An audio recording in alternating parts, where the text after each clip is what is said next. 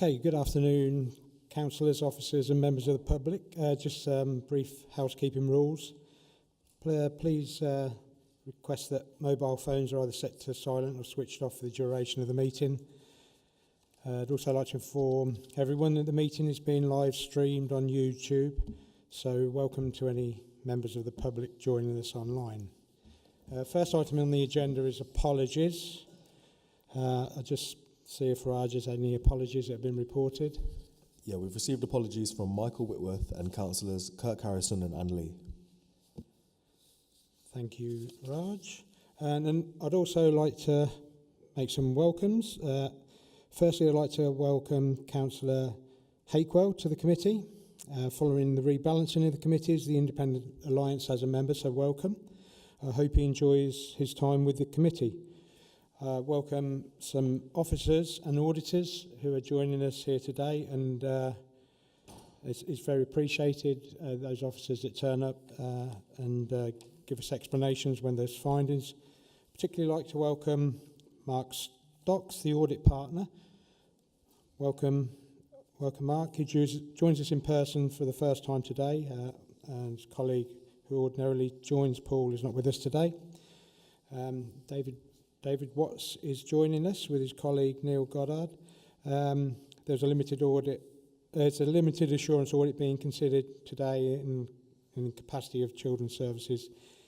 So it's very important that the corporate leadership team attend, and it is appreciated, like I say every time, and it signifies the importance these processes are given. I'd also like to say thank you to Kirk Harrison, who's stepping down from the committee. Kirk has brought his knowledge as a working professional internal auditor to the committee, and this is a loss to the committee, so thank him for that contribution formally in the minutes. And finally, very sad thank you to Janice Scott, our Section 151 officer, who's leaving us for past is new, and this may or may not be her last attendance at the Audit and Governance Committee. I think it may be. Like many staff, she's had a significant challenge in managing in a new council with a number of significant changes. From day one, her interaction with this committee has been open, honest and professional, and this has enabled this committee to be effective as it has been, in my opinion. I wish her all the best and thank her for her service to this committee. I'm sure others will pass on their thanks in due course in various manners. I will miss the regular and frequent catch-ups that we've had over the last 3 years. Some things will remain confidential. We certainly did live in interesting times in this committee, so thank you for everything you've done. Agenda item 2 is declarations of interest. To check there are none, and if not, I'll swiftly move on. Then we move on to agenda item 3, which is the minutes of the meeting held on the 12th of February 2024. Just noting agenda item 150, it is possible that we were going to receive the audit planning memorandum for 2023-24. You probably know it's not a separate agenda item.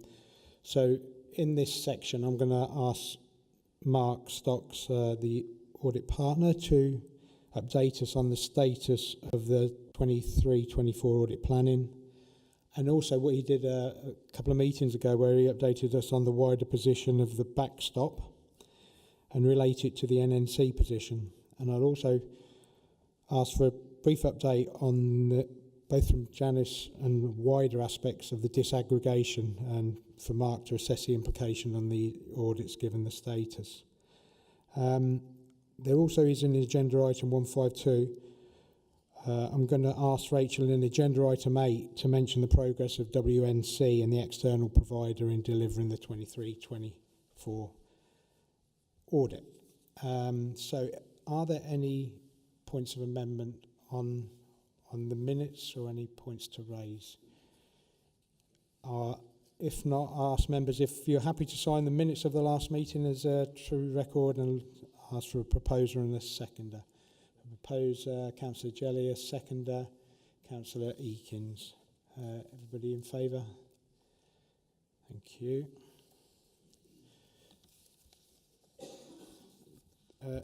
Agenda item 4 is is a happy agenda item because it's been on here for quite a long time, and this is the last of the audits of the predecessor councils. So Corby Borough Council, the auditor's annual report for the year ended 31st of March 2021. So I'll initially invite Claire Edwards to present the report to the committee, and then members can ask any questions if they so wish. I'll hand over to Claire now. Thank you. Thank you, Chair. So I'm very pleased to announce to this committee that the 2021 accounts for Corby Borough Council have now been signed off with an unqualified audit opinion. The report that's attached today is the auditor's final annual report from Ernst & Young, which sets out the actual items that have been undertaken during the audit for 2021 and the findings that they have come across, which I'm sure you're all familiar with. So just to sort of recap, we have an unqualified audit opinion. We still have a qualified value for money opinion in relation to areas around bank reconciliation and the quality of the statement of accounts and working papers that were provided for that financial year. So the attachment of the report sort of walked through some of the issues that were found and some of the inconsistencies and the key findings and significant risks that they undertook during the audit for 2021 and the conclusions that they have now finalised. So I'm happy to take any comments or queries or questions. Unfortunately, I'll just add in there that Ernst & Young were not able to attend the session today. Look to see if any members have got any comments they'd like to make. Councillor Hakewell. Thank you, Chairman.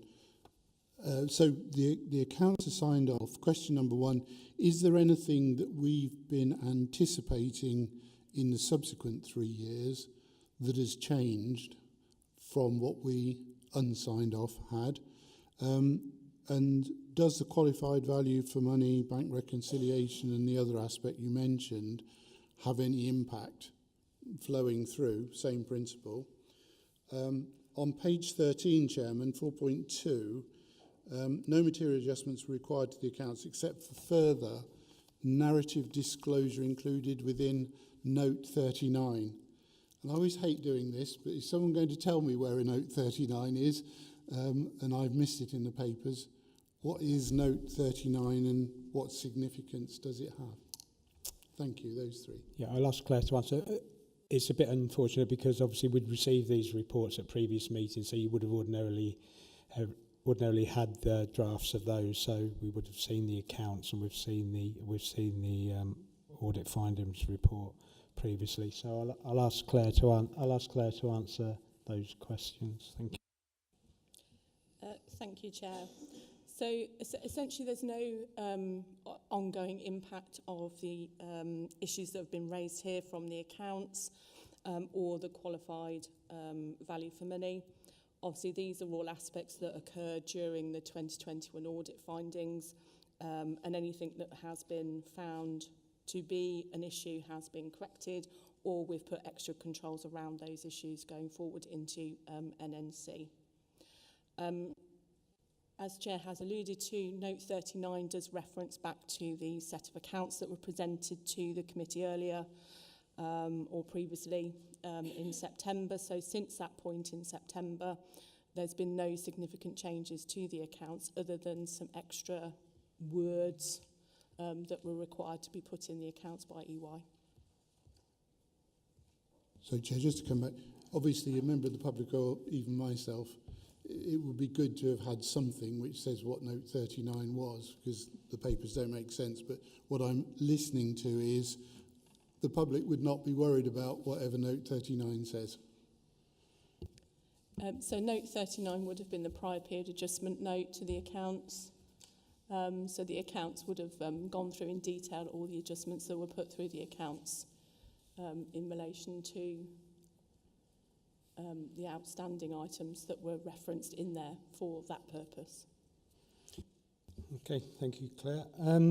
I'd just like to add a couple of comments and make sure they're minuted. I was surprised and very disappointed that no one is here from EY to present this report for a number of reasons. Yes, so it's unqualified, but it's taken a lot longer than we anticipated. We thought it was going to be here quite a number of months ago, and it dragged on and on and on and on. I don't think it fully reflects the fact on the governance side that the work that Rachel did identified a lot of these problems in the very early days of this committee. So that's where it came out of, not out of the external audit work. It came out of the internal audit work, so I was pleased about that. The other thing that I think is really noteworthy is the fees, and we have no control over this because it's under PSAA. So if you look on page 13, the PSAA, which is the arrangement that we're part of, and we don't have the control over setting these and agreeing these and challenging these. For 1920, the scale, even adjusted, was 68,000. For 2021, we came in at 207,000. Even given some of the additional work, I still cannot envisage that the additional 119,000 for 2021 is justifiable. The issues there were broadly the same for 1920. There was the same issues. There's no real difference. So that came in at about 70,000, and this one's come in at 207 in total, and I just find that unbelievable. If it was in our gift to do anything, I think we would do it, but it's not within our gift. But I think we should note the fact. I think we should also note that the failings were those of Corby Borough Council's Audit and Governance Committee and not NNC's. So I think that's where there was a breakdown there which happened. What it does do is it really highlights the importance of an effective internal audit programme for Audit and Governance Committee. So we should never take it for granted, because these things should have been found out by internal audit, that the bank recs weren't being done. We found out straight away for those. And it was in East Northants as well, if committee members remember that it happened there as well, but we didn't get this type of cost overrun. So I'm pleased that it's been closed off, and thanks in particular to Claire, because I know how much extra work she had to put in to clear those points off. I'm just going to check what our responsibilities are on agenda item 4. So it's recommended that we receive the annual report for 2021 to those charged with governance. Oh, sorry, councillor Level. I didn't see that. Chairman, sorry. and absolutely no problem. I'm pleased that it's not always that it isn't only me that has a rant about the audit fees. It's normally me. But we're both on the same but side. I completely agree with everything you said about it, I have to say. Excuse me, I have a couple of small questions.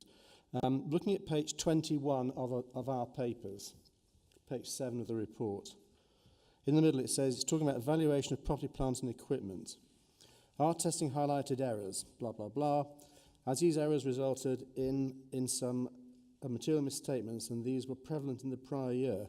Now, as you were just saying, Mr. Chairman, these audits have taken place almost simultaneously. So why weren't these errors picked up in the prior year audit?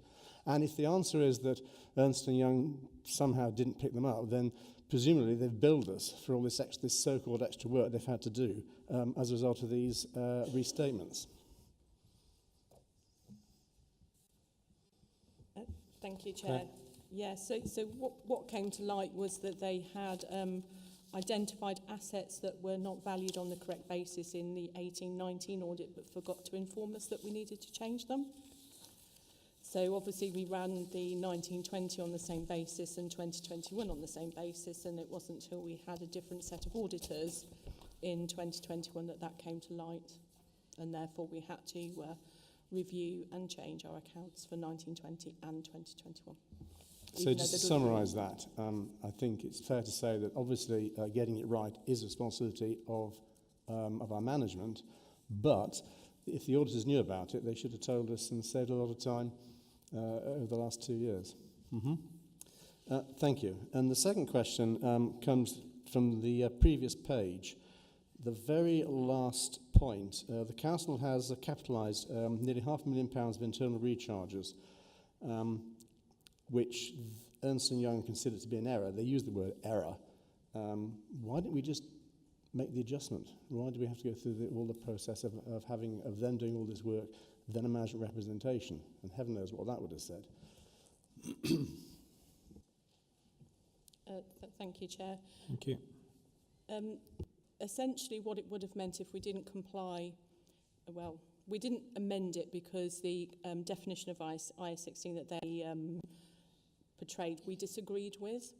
And if we had reversed those transactions out, it would have been to the detriment of the HRA. It would have then been in deficit.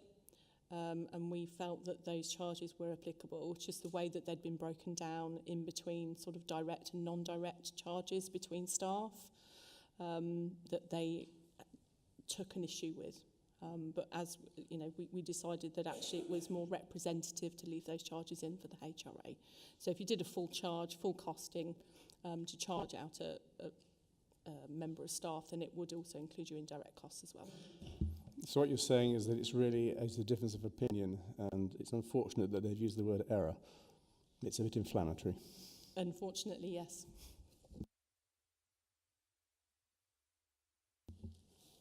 Thank you for that. I'll just do the recommendation and I'll go back to the bit I said I'd do with Mark earlier on, then, so apologies for that. So the recommendation was that the committee receives the auditor's annual report for 2020-21 to those charged with governance. If I could look for a proposer and a seconder for that, please. Councillor Marks and Councillor Level. And all those in favour, please show. Thank you. And then apologies for me jumping straight on to agenda item 4 when I said we'd ask Mark to update us on those things. I'm going to flip back there now. Just to remind you, just asking you to update on the status of 23-24, the position of the backstop and how it relates to us, and then the wider disaggregation. I'll probably ask Janice to mention something on that as well and how it impacts upon us at NNC. Thank you. Thank you, Chair. Good afternoon, everybody. Nice to be here. Nice to meet you in person. So, my name's Mark Stocks. I'm a partner with Grant Thornton. I'm also head of public sector assurance for Grant Thornton. So I get to see this on a national basis in terms of what's happening across the country. So just taking the chair's points in turn, then obviously there's now a significant backlog in terms of audits across the year. There are far too many accounts open. I've done this all my life in various visitors with the Audit Commission and District Audit and so on, and I've not seen it in such a difficult state. So, you know, and some of that's auditors, to be candid, but some of it's not. Some of it's to do with councils and sort of how they have operated and brought their accounts to I suppose, to be audited. But it leaves us with a problem. It leaves us with a national problem in terms of having so many accounts open. So the government's introduced some consultation, which I'm sure you'll have seen in terms of well, how do we resolve that? And part of it's something called the backstop, where come September 24, everything stops. Auditors issue a disclaimed opinion on those opinions. And I think that's what it is, really. I'll come back to how that impacts you. I think that, you know, there has to be, trying to do all these old accounts sort of, you know, completely disempowers auditors in terms of reporting in a timely way to authorities. And, you know, having done this, you know, all my career, I've never seen such a difficult financial position for local government. It really is sort of challenging. So we have to get the accounts back up to date, so I'm reporting to you in a timely manner. Now, once that backstop's done, then, you know, clearly we can't afford to go backwards. So there's conversations going on as part of the conversation around, well, do we change the audit code in terms of what we do, or do we change the accounting code in terms of what CIPFA requires? And those are equally as important, to be candid, as the backstop itself, because, you know, we can't ask the government to do this again. It's quite a major thing for them to legislate to allow us to undertake this. There are some big implications for you as a council. Clearly, we've not audited the 21-22 accounts, we've not audited the 22-23 accounts for very good reasons. You've just been talked through the predecessor accounts. They're only just coming to fruition. So that means that, you've not been able to pull together the 21-22 or 22-23 accounts until very recently. So we now have the 21-22 accounts. My thanks for that. That's great. And the 22-23 accounts are due either towards the end of this month or in May, and that's a positive. There's a reality that it's just not possible to get through two sets of accounts between now and September. The average set of local government accounts takes between sort of 4 to 5 months to actually do. So even if officers and I decided to have a go at 21-22, then it wouldn't put us in a position to avoid the backstop come September. So I'm really aware of taking more of your officers' time and distracting them from actually running the business by doing old sets of accounts. So what we've done is we've come to an agreement. I understand you're signed up to that we will use the backstop come September, and we will disclaim those two sets of accounts. And happy to explore that further, but I think that is an absolutely sensible decision given the circumstances. And I think it's been particularly difficult for you as a new council, and perhaps less forgiving. So if councils have been around for a long while, but having to pull together all those predecessor accounts, I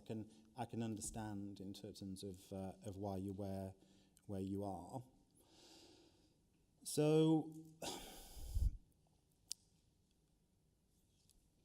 having agreed what we're going to do with the 21-22 and 22-23 accounts, it's critical that we move on to the 23-24 ones as quickly as we can. So what we've been doing over the last few months is we've been doing all of our planning work, so that's substantively complete, Chair. As you said earlier, I had hoped to bring the audit plan here, but it's not quite ready, but it's literally like a week or two off. So we can bring that to you in June. We've been working hard in liaising with officers. They're on target to give us the 23-24 set of accounts by the end of June, if not then at least early July. And we will start that 23-24 audit, because I think it's critical that come Christmas, I'm able to give you a view on those accounts and your financial position. Can I ask a question about the opening balances? I was just going to go on to that, Chair. But ask your question, and then I can have a breather.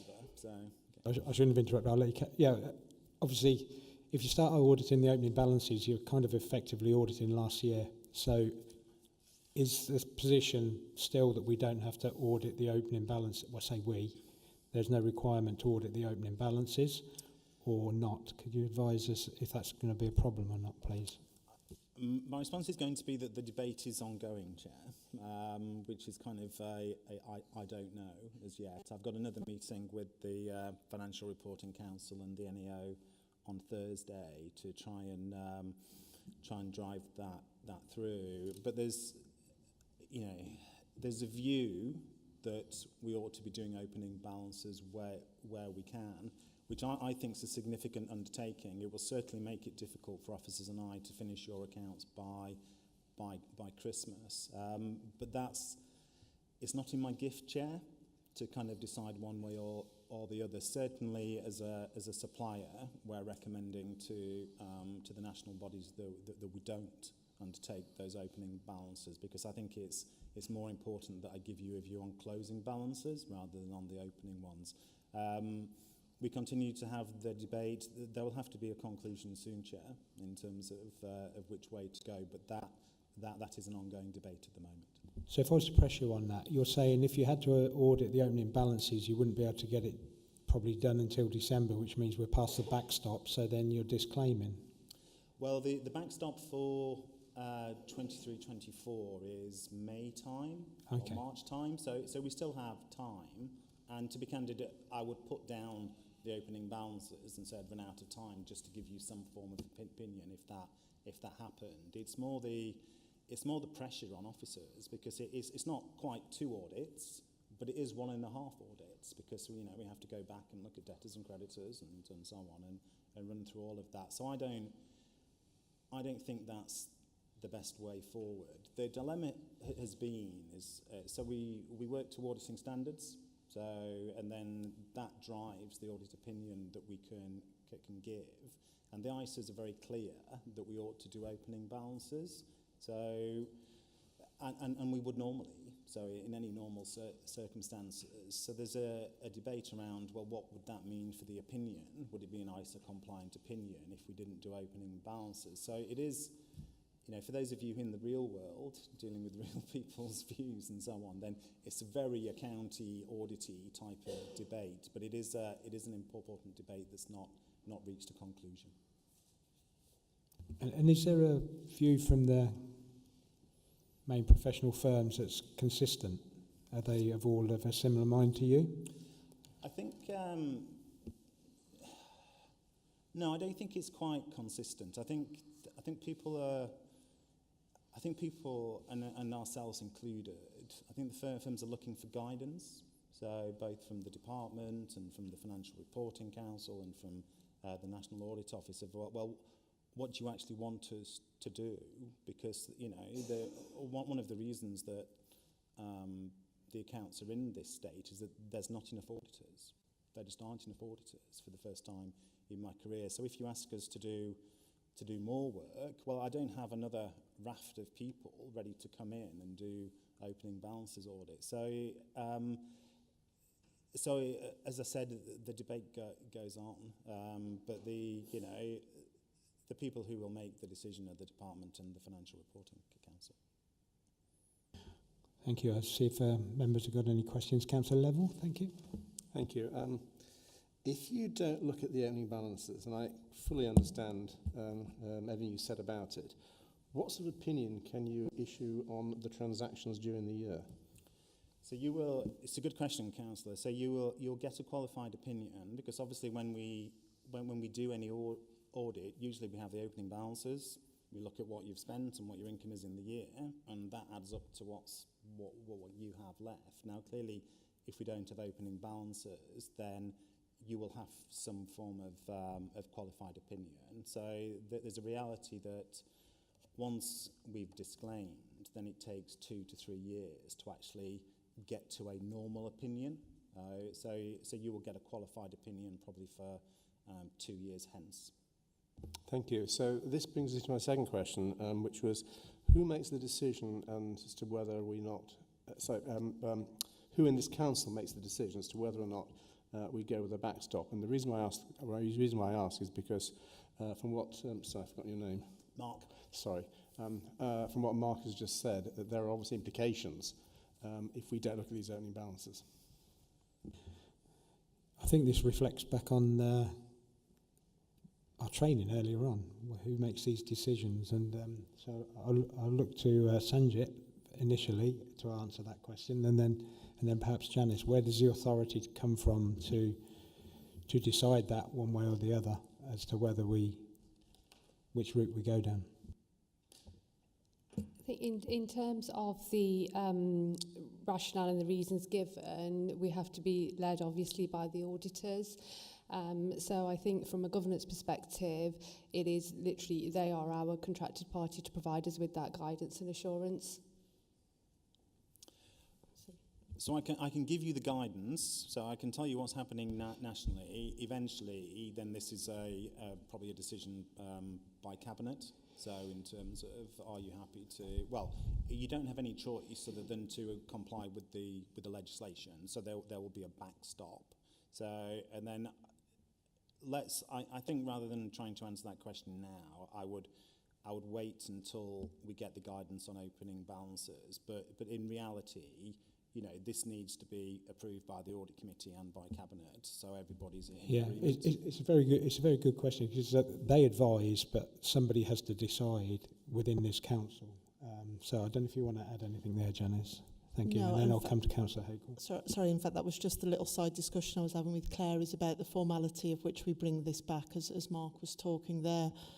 Because it's been a bit of a drip feed of guidance, to be honest, and I think Mark would probably agree with that. There was an initial what you got to do for the backstop and the dates, and then the dates are moved, and then the requirements moved, and now there's discussion about well, as Mark was saying, if we get it over this line, how do we do it for the long term? And does that mean we change the way we look at valuations, etc., which is one of the things that does take the length of time in audits, most particularly. So there's been quite a bit of guidance waiting, and I think we're just waiting on, and if we can get it ready for the next audit committee, hopefully we'll have that guidance. We'll take the advice from Mark and get a paper together so then audit committee can understand and give their comments on it to formally go forward through to our executive then about taking that decision. But it's about under what scope do we have to make a decision, or are we just noting the fact that it's a statutory requirement? And that's the bit we're just trying to get to, the what bit we actually are deciding and ultimately which bit we're required to do.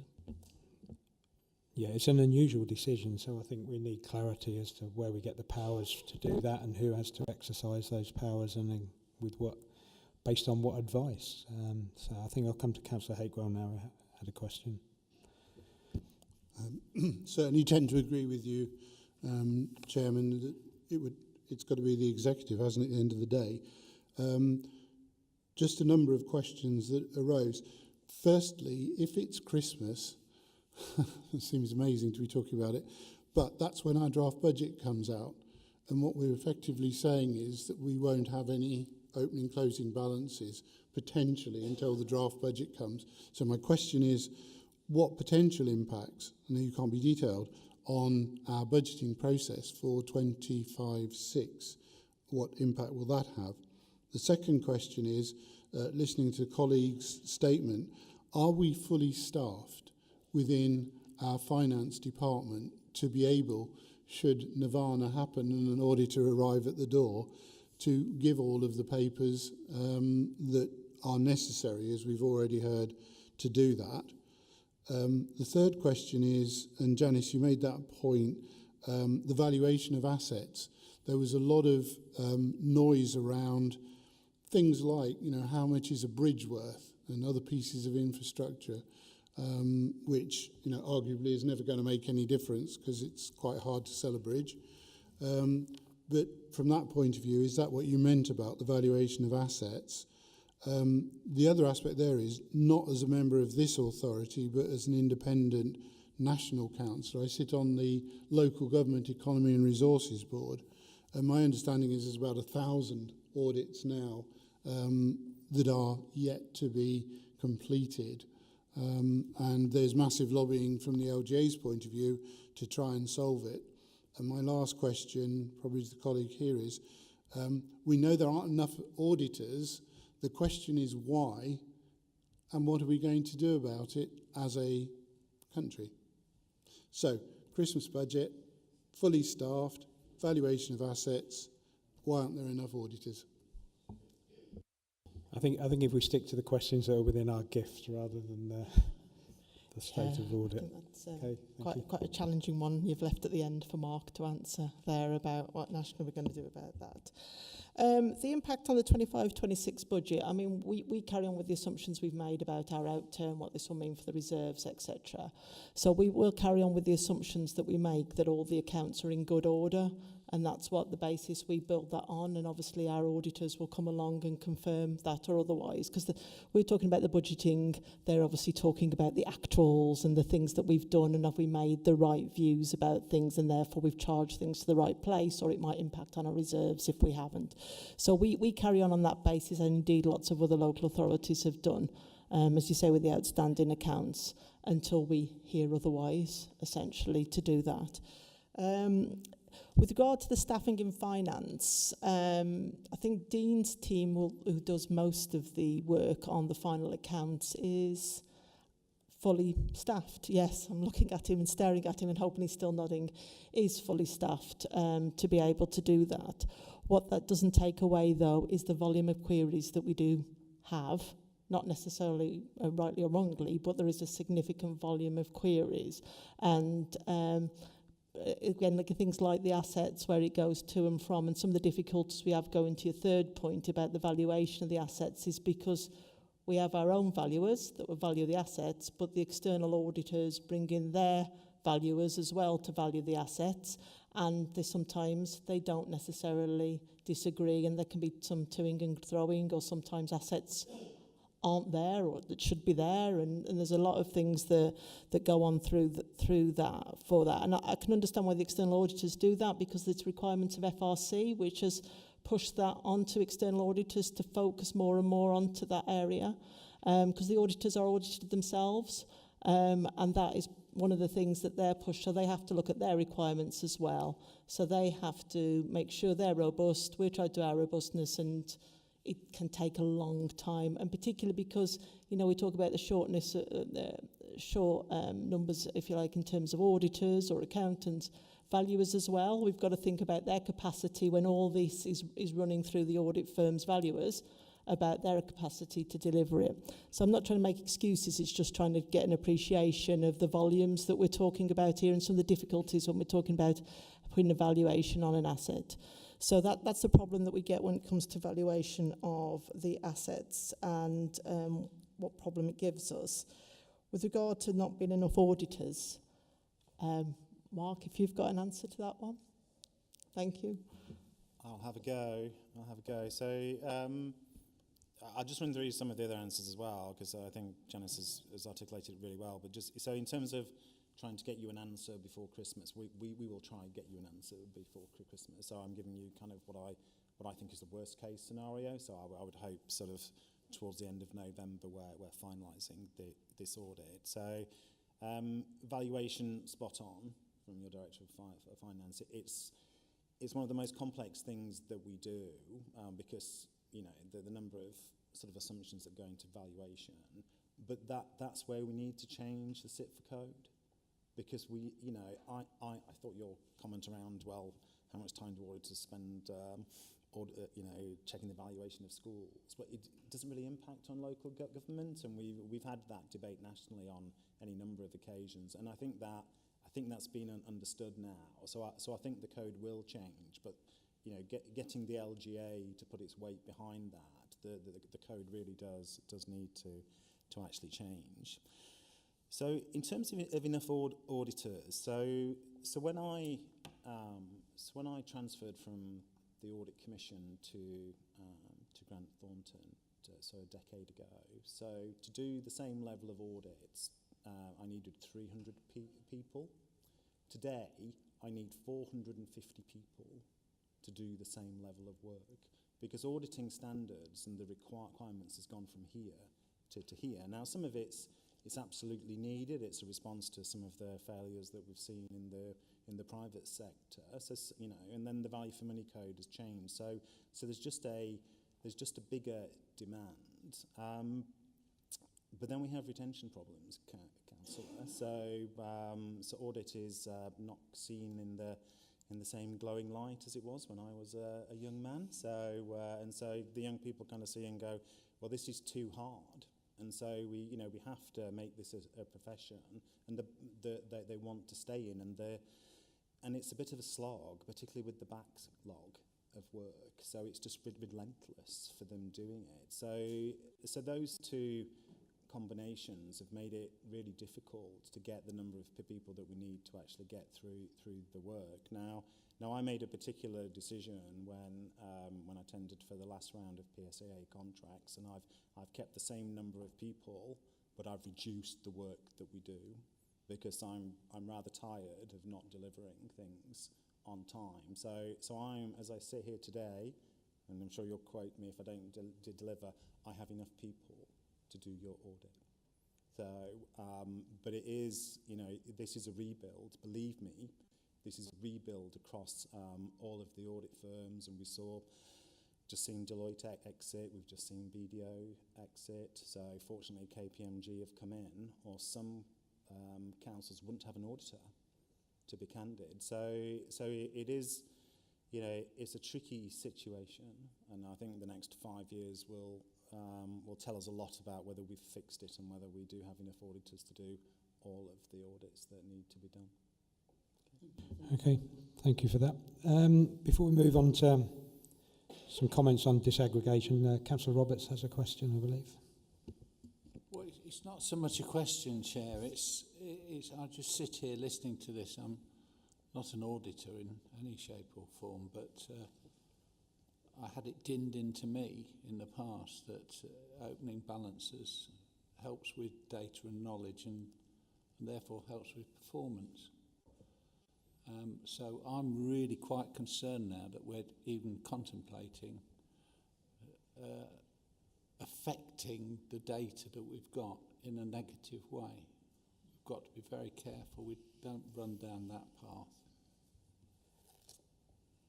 Okay, thank you for that comment. I don't know if we can pick up the status of the disaggregation. I don't know if you want to comment first or Janice. I made eye contact with Sanjit there because essentially we've moved into the more legal route now when we talk about disaggregation. As you're aware, or perhaps you're not aware, I'm not sure where updates have gone to, but part of our capitalisation direction approval was in terms as well agreeing that the councils appoint an arbiter. We'd asked DLUC to do that. The response has come back to look to both councils to appoint. An approach has been made to the Local Government Association to be able to support us with that. I don't think at the moment they're able to do so. So it's sort of gone back again to DLUC. So there's a little bit of a conversation now going on between ourselves and DLUC, trying to look for someone that not only has a legal head on them, which is what is needed for arbitration, but also understands local government and therefore the complexities around this and the implications that it may have for each or both of the councils from the decisions that's made. So I don't know if Sanjit's got any further update, but that's where we are now. We are still trying to get to the point where between ourselves, with ourselves being West and Northamptonshire, in line with any advice that we can get from DLUC or the LGA in terms of being able to make a successful appointment to that role. Okay, I don't know if you want to add anything there, Mark. I suppose this one is as big a concern to me as the accounts are, to be candid, because you know, my perspective as auditor is that you've entered the fourth year as a council. So, and you don't know what your opening balances are, going back to the councillor's comments sort of just a moment ago. And you need to find a resolution. I don't mind how you find a resolution, but to be candid, it's taking too long.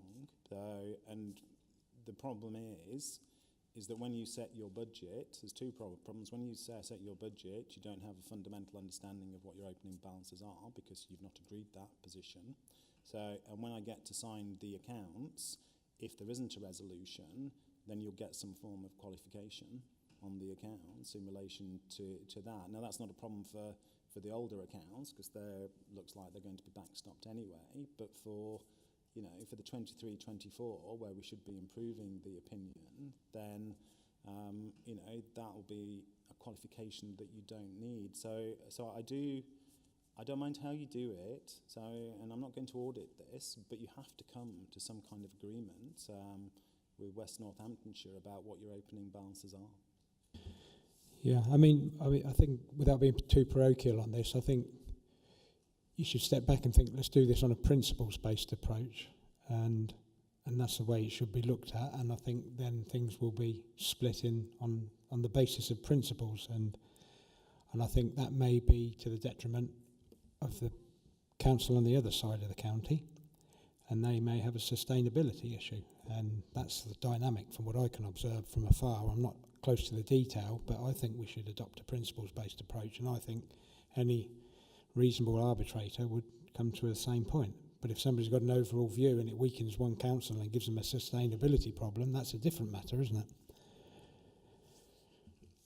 So I don't want to get into financial sustainability, and I don't, there are lots of different approaches that you can get into.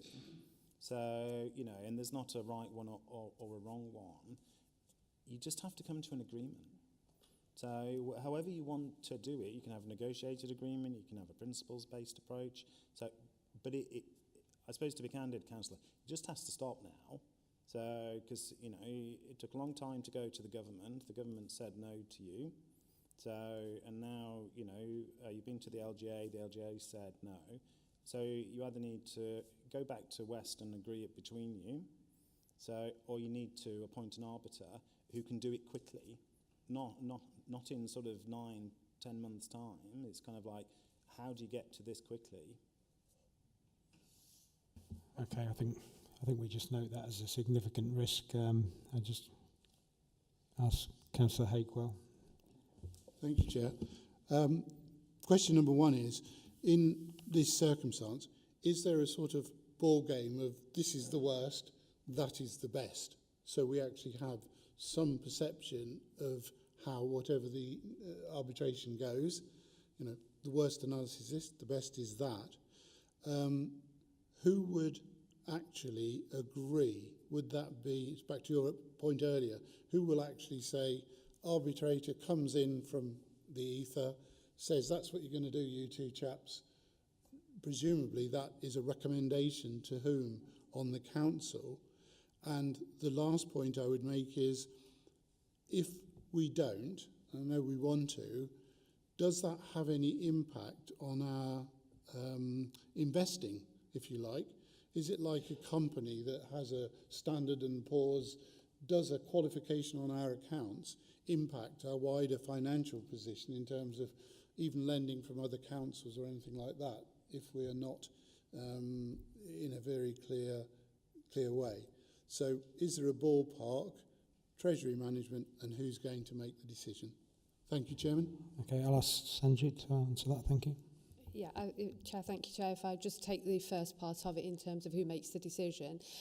Arbitration is one part of the whole legal process. So the idea is that that's an informal process that brings the parties together to reach some kind of negotiated settlement.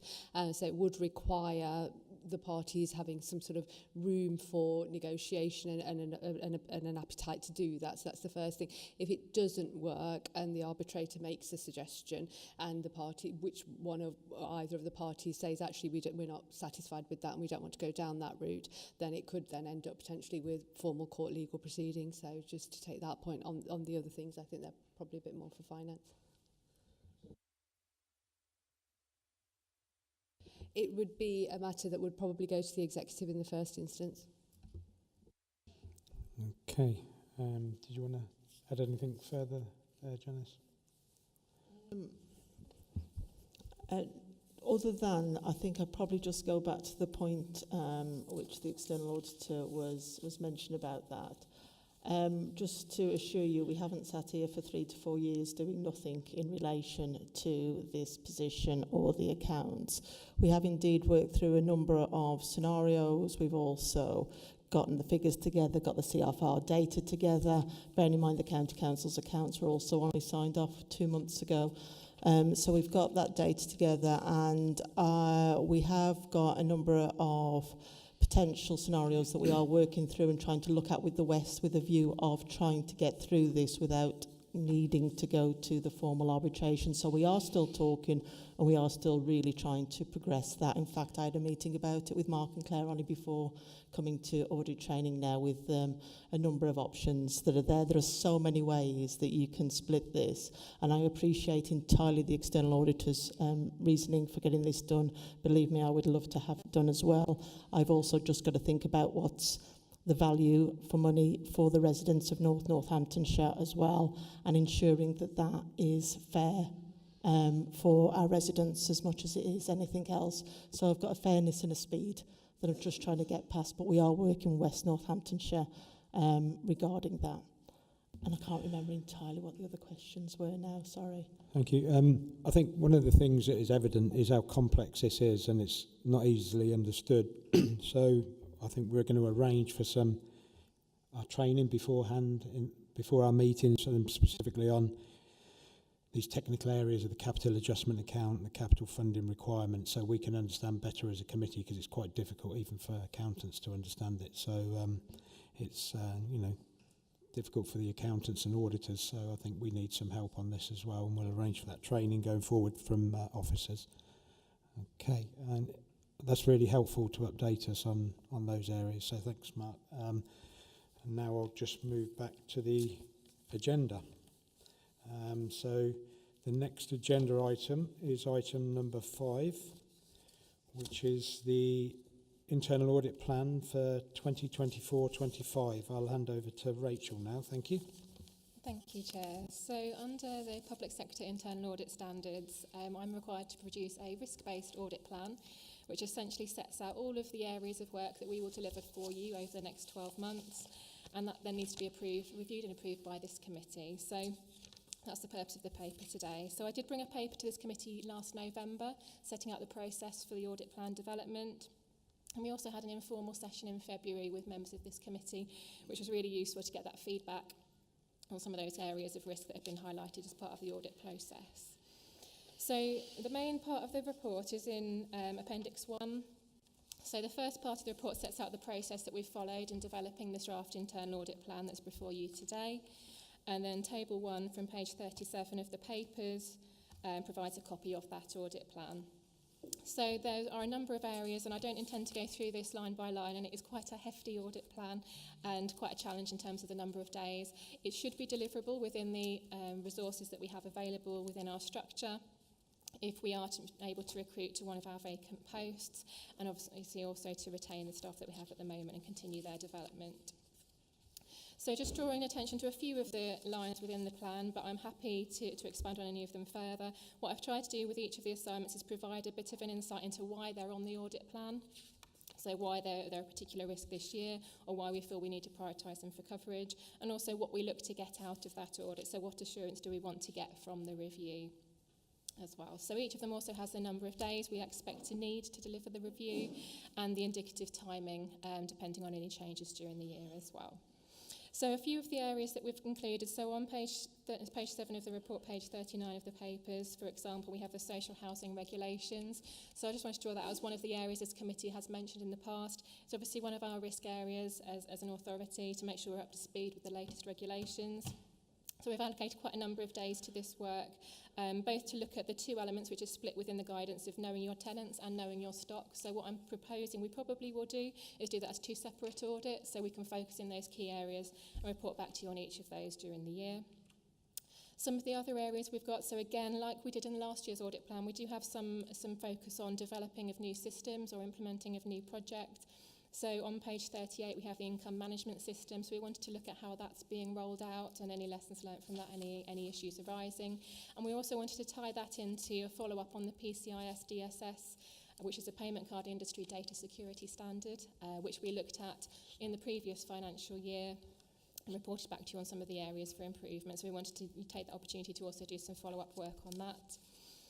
Another to mention in terms of contracts, key contracts, we obviously look at that and consider that when we're developing the audit plan. So on page 40, we have a line there for the procurement of new waste contracts, given the potential value and risk associated with those contracts. We also have a number of audits within the plan which relate to follow-ups of audits that received a low assurance opinion in 2023-24. So an example of those is on page 41. We have the follow-up of the SCND, which is on the agenda later today, which received an opinion of limited assurance. So in each of those cases, we want to revisit and give you some assurance about actions that have been taken to embed the improvements that were advised as part of the audit. We also have the usual around some of those safeguarding risks. Obviously, as a committee, you received some audit training in the last year around safeguarding. So hopefully you're pleased to note there's some focus on that. For example, on page 42, we have an audit on safeguarding, particularly within the transitions from children's to adults and between placements as well. So as I say, I've tried to give a little bit of insight into each of those, but if members have any questions on any of the proposed assignments, I'm more than happy to expand on those further. Just to also mention in table 2 from page 44, there is also a reserve list. So I think it's a really positive thing to note that actually as part of the audit planning process this year, we identified so many risk areas, and I think it shows the organisation's risk maturity that we've come on a long way. We've now identified our risks. The risk management process is working well, and we're having officers identify and propose areas where audit would be of value, and I think that shows that we're operating effectively as a service. So we did have a very long list of potential areas when I was whittling down these for the audit plan. So in table 2, I just wanted to give you an insight into some of those that didn't quite make the cut onto the audit plan. And we will resort back to these if anything was to change in the proposed content and anything was to drop out for any reason. We could obviously refer back to this for any priority areas to plug that gap. So that's a quick run through, Chair, but as I say, I'm happy to take any questions or expand on parts of the report further. Just to also quickly to mention, there is a second recommendation in the report around delegation to the Executive Director of Finance and Performance to agree any amendments to this audit plan during the year. It just as and this is a standard recommendation we put in every year, just to enable us to be responsive to any changes in the risk environment, and we don't have to wait 2 months for the next audit the governance committee. So, as I say, that's just a second recommendation. But again, happy to take any questions, Chair. Thank you. Thank you, Councillor Ansley.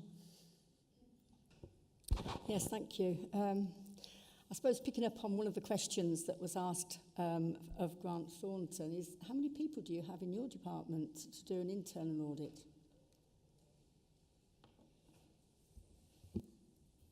Through you, Chair. So at the moment we have some vacancies which we would be hoping to fill, and obviously we have some part-time members of staff.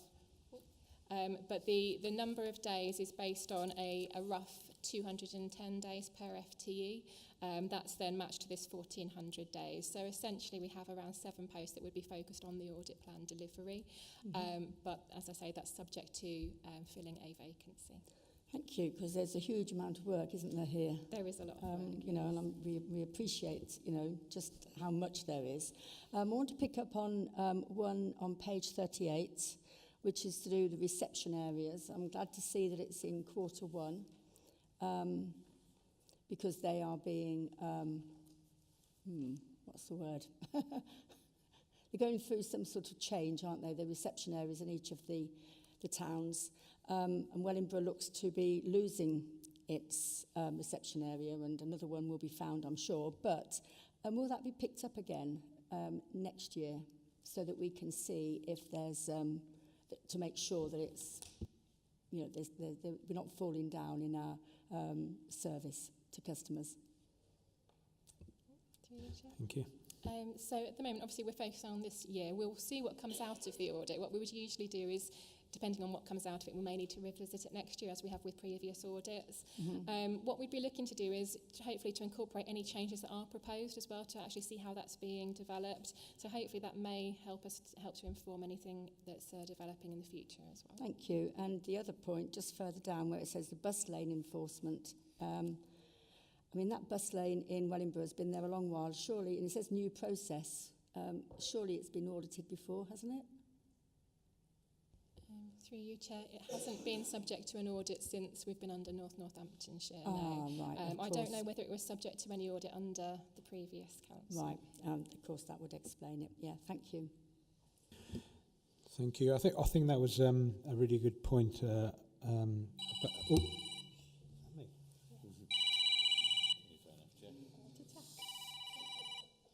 thought I turned that off. How embarrassing.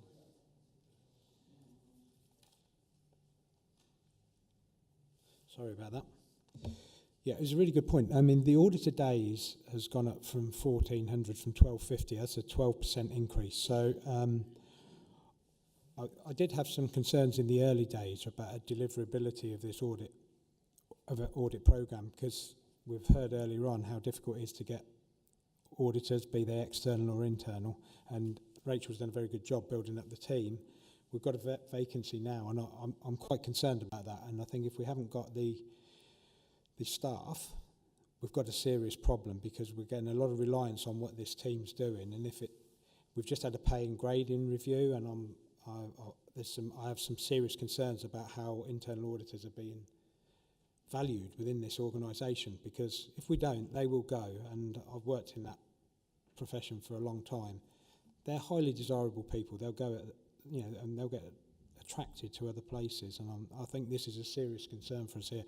I think the external auditors are witnessing this, and it's the same in the internal audit world. And if we don't keep them, I don't think we're going to deliver a 1,400 audit a day plan, much as it's needed. So I think that's a real significant issue, and I think I'd like to explore that further after this meeting, because I think we might find ourselves coming to this meeting another 4, 6, 8 months, and we'll say we're falling behind on the plan, and that will be because we don't have the staff. And it's a really serious issue, in my opinion.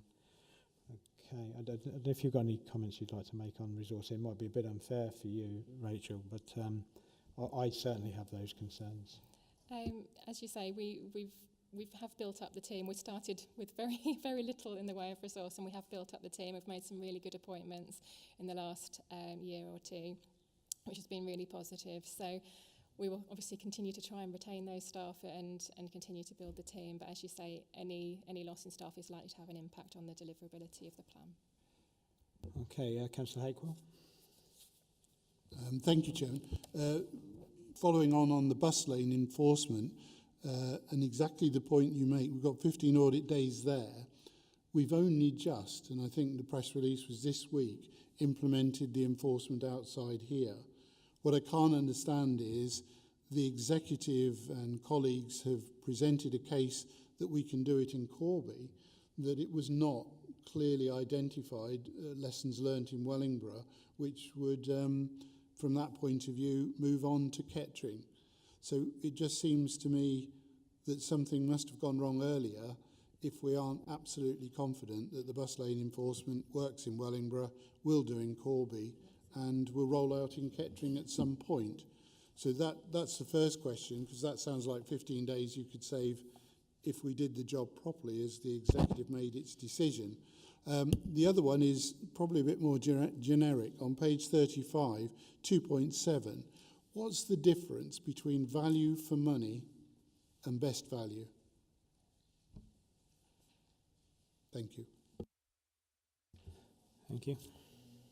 Thank you, through you, Chair. So just picking up the comment on the bus lane enforcement. So it's not necessarily that we would only look at controls if there is a specific reason. We would also want to look at various key controls on a cyclical basis as well. So this is an area that we haven't conducted audit assurance on.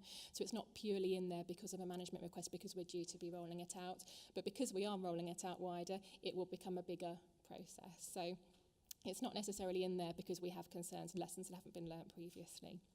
So hopefully that gives some assurance on that point. On the other question around value for money and best value, I don't know whether that, I mean, these are terms used more widely. I'm not sure I'm in a position to give a formal definition in both cases. Obviously, from a value for money perspective, from an internal audit approach, we are looking at, we always used to talk about the 3 E's of economy, efficiency and effectiveness. So that's what we would tend to focus on from a value for money perspective, which usually comes into any of the audit scopes we'd be looking at, because we're looking at, is the process effective? Is it delivering the right results? Is it efficient? Have we got steps in there that we don't need? That actually it could run smoother? Could we learn from others? And economy in terms of the actual costs and how that's playing out in practice. So that's how, just to give you an insight into how we're applying value for money in terms of the audit scope. So hopefully that helps. Okay, thank you. So I'll look to members see if there's any further questions on this agenda item.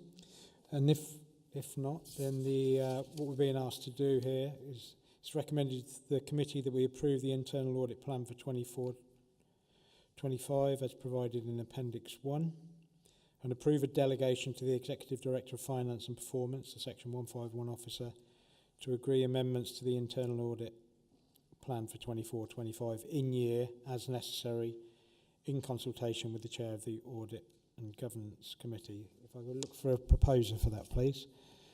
Councillor Anslow and the seconder, Councillor Marks. All those in favour, please show. Thank you.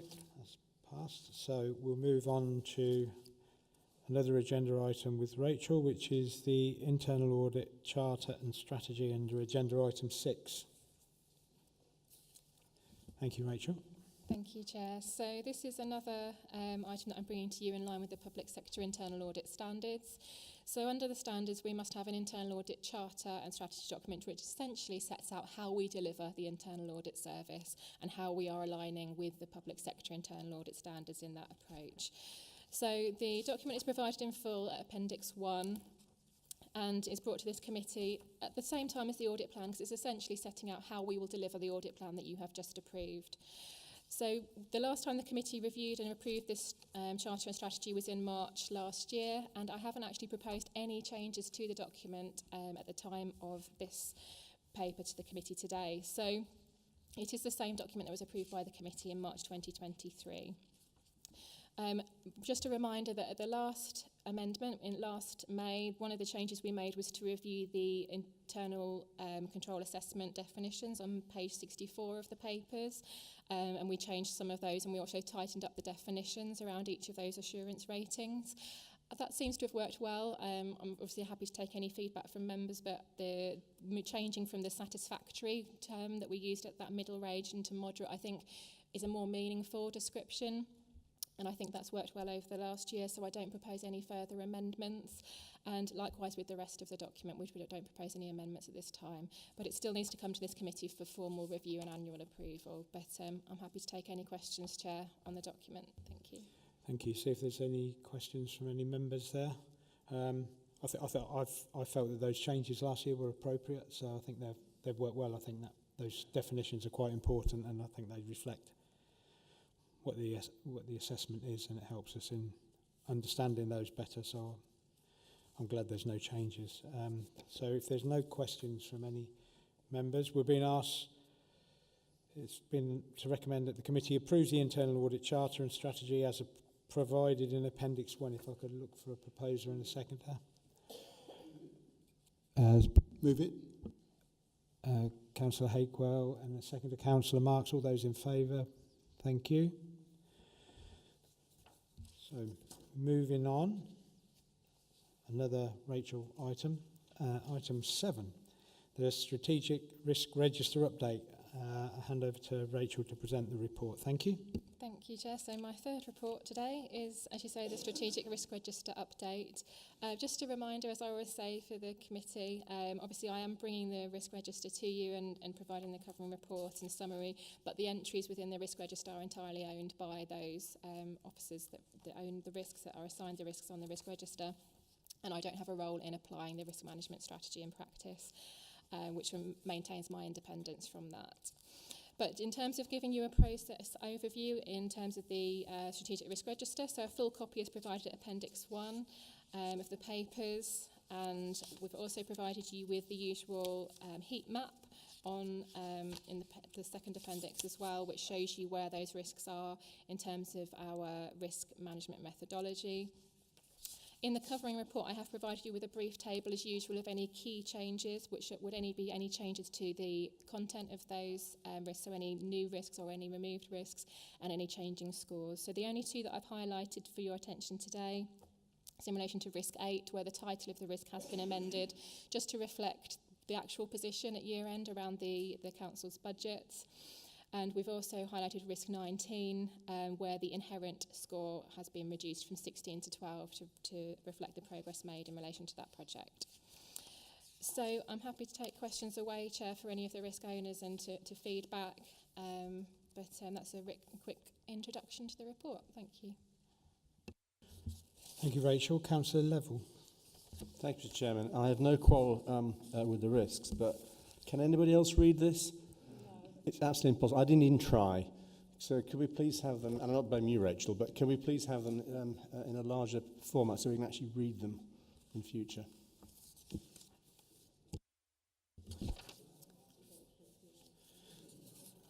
Okay, that's helpful. I think if we, the printed papers, it would be useful if we could have A3s going forward. Okay. Councillor Hakewell, did you have a point? On page 66, with the updates that you've just mentioned, Risk 8, Council is forecasting in-year overspend 11, DSG, Dedicated Schools Grant, 9 million. So we've updated the risk. What happens now, given that we're all massively aware of that risk? So you've updated it on the risk register. What would we as a committee expect to happen in relation to that updated risk the next time we meet or in the future? Thank you. You'd like to field that one, Janice? Thank you. Certainly, thank you, Chair. In line with what we normally do as part of the budget strategy process, so we have the risks that we have picked up in relation to the outturn spending, so the overspend that we've got for forecast for this year and also for the Dedicated Schools Grant. We picked that up as part of the budget strategy process because we pick it up as part of the medium-term financial plan. So where we're seeing the pressures, we seek to put money in, and then we look to make savings and additional income to match that off to get to a balanced budget position, which we take through, as you're aware, Councillor, through our scrutiny committees to do that. With the dedicated schools grant, there's a statutory override in place for the DSG, so that means the overspend gets carried forward, but with a view that authorities are working together to address this.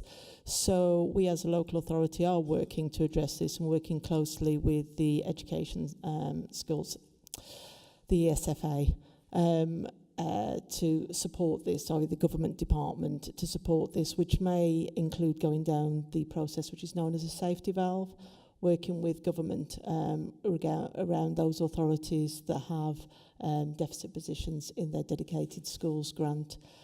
This is sadly quite a well-trodden path for probably local authorities around the dedicated schools grant because of the pressures we're seeing coming through, particularly on the high needs block. So that's where we tend to see it pressing through the dedicated schools grant. So we're taking action along those routes. So we'll be working with the ESFA and also the Schools Forum, because it's critical the schools are on board as well with this. Now, the schools can allocate it some element or support some element of the schools block, being to support the DSG as well. But again, even if they do, it will still have to have Secretary of State approval to make those sort of changes. So it's important we work very closely with the ESFA and understand the likelihood or otherwise of any of that happening. So we're doing that. That's the big piece of work on the dedicated schools grant, because it is not something, again, it's demand-led, predominantly demand-led area that's pushing this. And that's where we need to see about what we can do. And some of that will be about expanding school places, whether that's places within mainstream school provision or particularly special educational needs schools, etc., to see how we can expand the places that are available and try and keep that high cost that sometimes going out of area can bring back.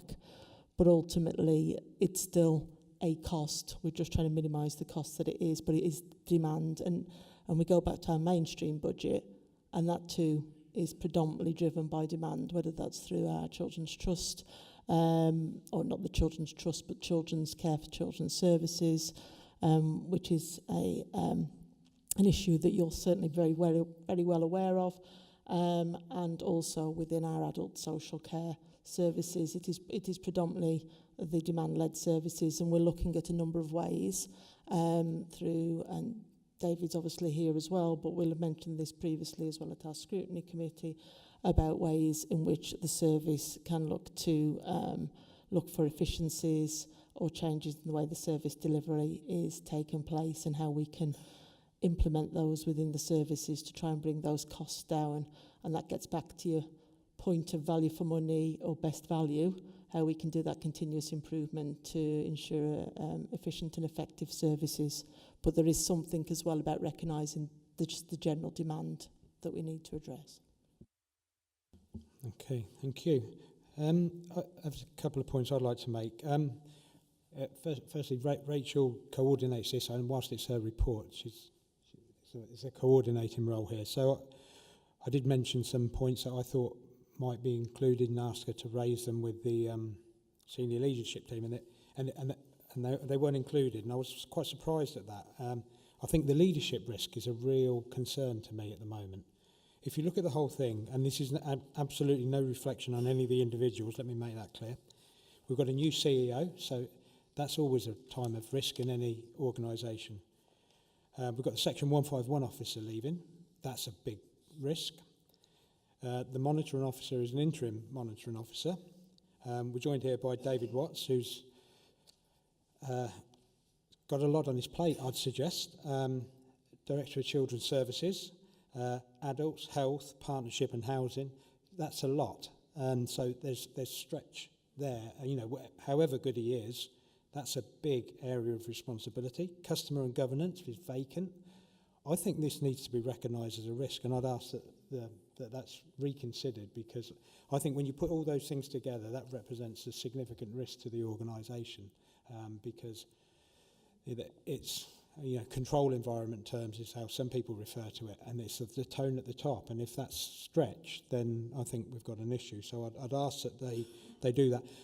And I think it's exacerbated. We've got a number of assistant directors leaving as well. So that makes it even more significant, because those people upon which they rely when they're under duress or they're absent, that they become even more important. So I think that level of change, uncertainty, vacancy should be recognised.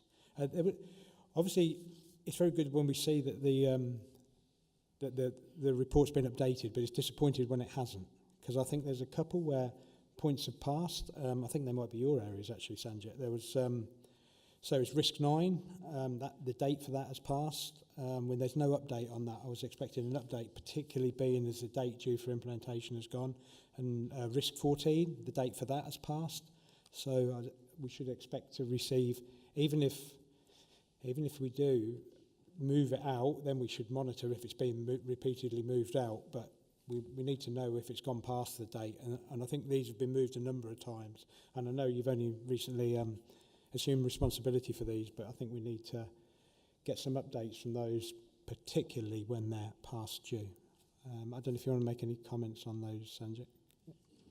Thank you, Chair. Yes, I think in terms of the comment you made for the Customer and Governance Directorate, it has been broken up in a different way, which hasn't necessarily filtered down, which explains some of those, but I will take those away and ensure that they're updated for next time. Okay, perhaps if you could give us an interim update before the next meeting, because we was expecting one now. So thank you for that. So I'll look to see the committee. Councillor Anslow, thank you. It's the heat map, actually. Oh, there's something that's fallen off. Oh, it's just fallen off there. Anyway, it's the heat map. I haven't got last meeting's one in front of me, but do they all seem to be moving towards the top right-hand corner? It seems to me that they are, and that's a real worry. And I think it goes along with what you were saying, Councillor Wetherall. You know, it's like it all seems to be coming together. Yeah, and the future looks a bit bleak in that case. If you're losing a lot of staff and you've got all these risks which are going towards that red area, which they are, and I think they are. I think it's more than it was last time. I'm not sure. I'd have to look back. Yeah, I'm just making a comment. I don't know how you deal with it. Yeah, perhaps look to Rachel's comment. I think sometimes when you do these heat maps, it can be helpful if you put an arrow in from whence it came, if there's a movement on there. I think what we've seen on the risk management side is it's got better and better and more sophisticated over time, and I think there's been continual improvements, and I think we should continue to bring in things like that. I think ultimately maybe we should go for a risk tolerance on individual risk, because some you can accept higher risks on, and some you perhaps can't even accept them mid-ranking ones, and then I think that's for the future maybe as that gets more sophisticated. I don't know if you'd like to add anything there, Rachel. Thank you, Chair. Just to confirm, so when the current risk score does change, we do put an arrow on it. So since the last meeting, none of the current scores have changed. So if they had moved, there would have been a little arrow behind it to show where it had come from. Apologies for that. That's Councillor Haycroft.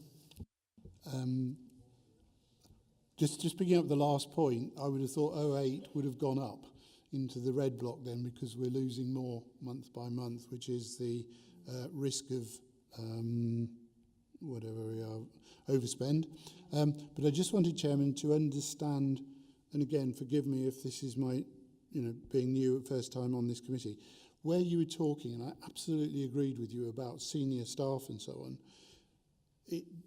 Are you saying updating means we need a number, whatever it is, 19, which has some methodology, because there is no methodology in here in the unreadable bit or the other bit that says risk of staff, I don't know what you would say, risk of lack of staff, whatever it's going to be. I think that there should be a mechanism for incorporating emerging risks into the risk management process, and there are suggestions. I know they discuss it at that senior level, and we'd made some suggestions. I think they should be considered, and they're difficult. It is difficult, that horizon scanning, see what's coming down the road and what we should be worried about. I think that's a material one personally. So, Chair, just to come back, I would think it would be fairly easy to create a risk which says having a full complement of senior management, assistant directors and others has a number by it, and if that number is dropping, is that what you meant? Because if you do, I totally agree with you. If you don't, then I'm making the point. Yeah, if the ownership is important here, it's not our risk register, it's their risk register. So we can make suggestions and comments and observations. We can't say this is wrong. We can say we think this should be considered, and I think that's the message we should feed back to them and say, you know, if they come back and say no, we don't think so, then we can say we disagree or whatever. Well, I would second your move if you're saying that at the next meeting we should have something based on understanding the trajectory of our senior team and those below. And I would rather disagree with you. It's a member-led authority. If we think it's worthwhile, unless our officer colleagues come back and give us very good reasons why not, then it should appear. Mm-hmm. I mean, we did, in consultation with Rachel, I did make those suggestions, but they considered and reflected and decided that it didn't warrant. And I think what I'd like is to get a sense from this committee, if you think that is sufficiently important, then we should feed that back. And, you know, it's a sense of, it's an opinion-based thing as well, isn't it? It's not right or wrong, it's just an opinion. Through you, Chair, so coming back again, it is an opinion, I agree with that, but on a risk register, someone somewhere in personnel or wherever should be seeing that risk change.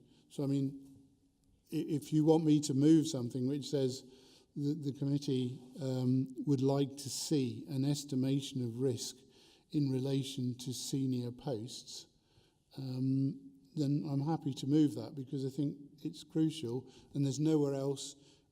Councillor Anslow said 11, inadequate organisational capacity.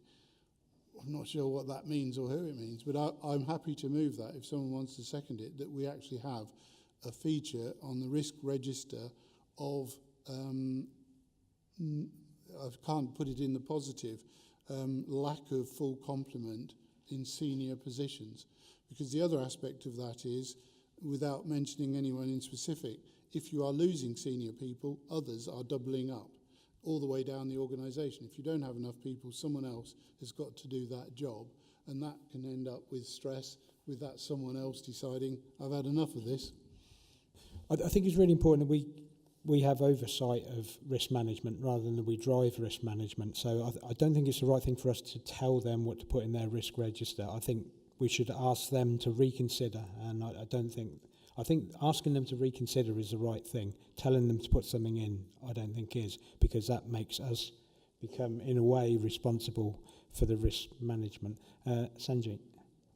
Thank you, Chair. Yes, just picking up on the points that Councillor Hakewell is making, and in terms of the points you made, Chair, around emerging risks, one of the things that we're looking at is having actions logs from meetings, that if members have raised points that they want to be considered, how those then are recorded and then reported back to the meetings, because clearly this is one of the things that's not on the risk register, so ordinarily wouldn't be picked up and reported in that way. So happy to take it away as an action, as part of an actions log, and then ensure that that's reported back so that we have got a record that that's a question that's specifically been asked. Yeah, it's more the point of asking you to reconsider rather than telling you to put it in, I think is an important distinction. Okay, we have a recommendation, which is we are to note the risk management update. If I could look for a proposer, Councillor Reekins, and seconder, Councillor Jackson. All those in favour, please show. Thank you. And I'll now move on to agenda item 8, which is Rachel. Internal Audit Progress Report. Thank you, Rachel. Thank you, Chair. So the last report from me today is the latest progress report on the 23-24 Internal Audit Plan. So the report's in the usual format at Appendix 1 to the papers today from page 79. So a full copy of the internal audit plan for the year is provided from page 86 with the status of each of the assignments as at the time of producing these papers, with the outcomes of those which have been finalised. So we do have a number of reports that were at draft report stage or nearing that stage at the time of producing this, which have since moved on. Just to reassure members that all of the reports that are finalised subsequent to this meeting will all be included in the annual internal audit report, which comes to this committee at the next meeting. So all of those outcomes will be reported on. So at the time of producing this, we had finalised a further 6 audit reports, which are summarised in section 3.1 of the appendix. So just talking briefly through each of those to introduce those for members. So the first related to landlord health and safety. So this was specific to our social housing stock. And this is making sure we are meeting our responsibilities around the relevant compliance regimes we must have in place for those housing properties. So this is everything from gas safety inspections due to electricals, asbestos, servicing of passenger lifts, for example, and all of those key controls that we wanted to see in place for those housing properties.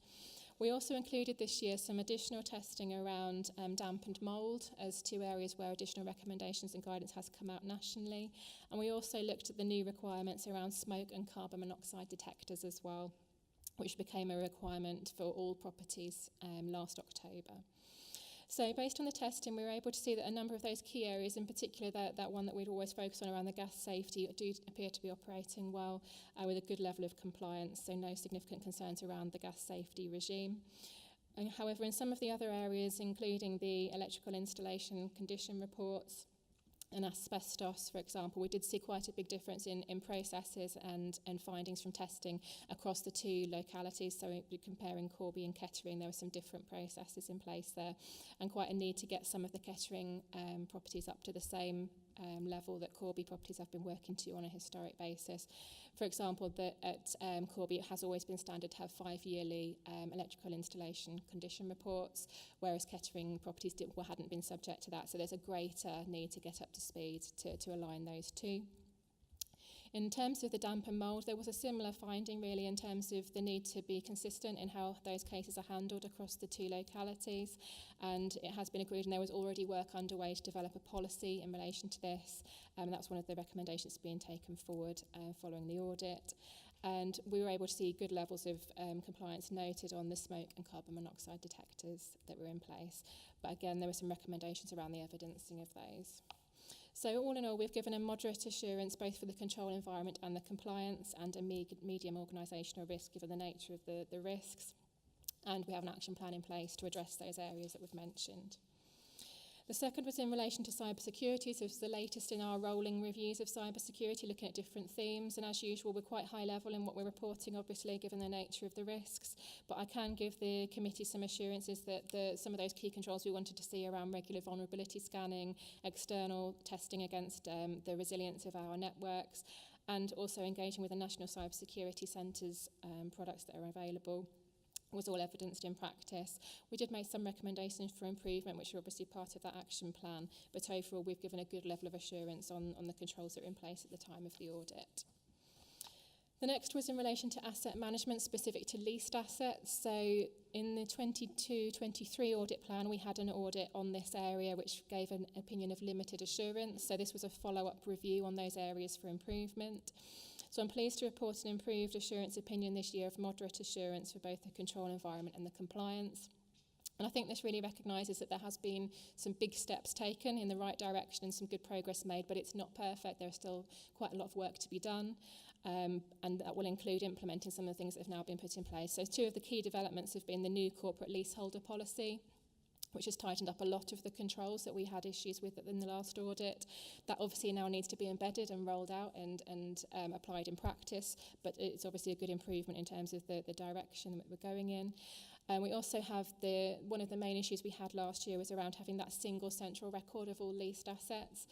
And again, whilst that has improved and the records that are currently held have been improved, they are still manual spreadsheets. But the long-term objective was to get that new system in place. That system has now been procured. So again, the good progress has been made, but it still needs time to actually progress and get embedded into practice and get that system in place. Some of the recommendations we've made are around the data migration into that new system and how we can use that as an opportunity to almost do that sense check of the data as well, and uploading it onto the system as well. So I think overall the assurance recognises that improvement that's been made, but that there's still room for improvement. The Special Educational Needs and Disabilities was the next audit report that was finalised.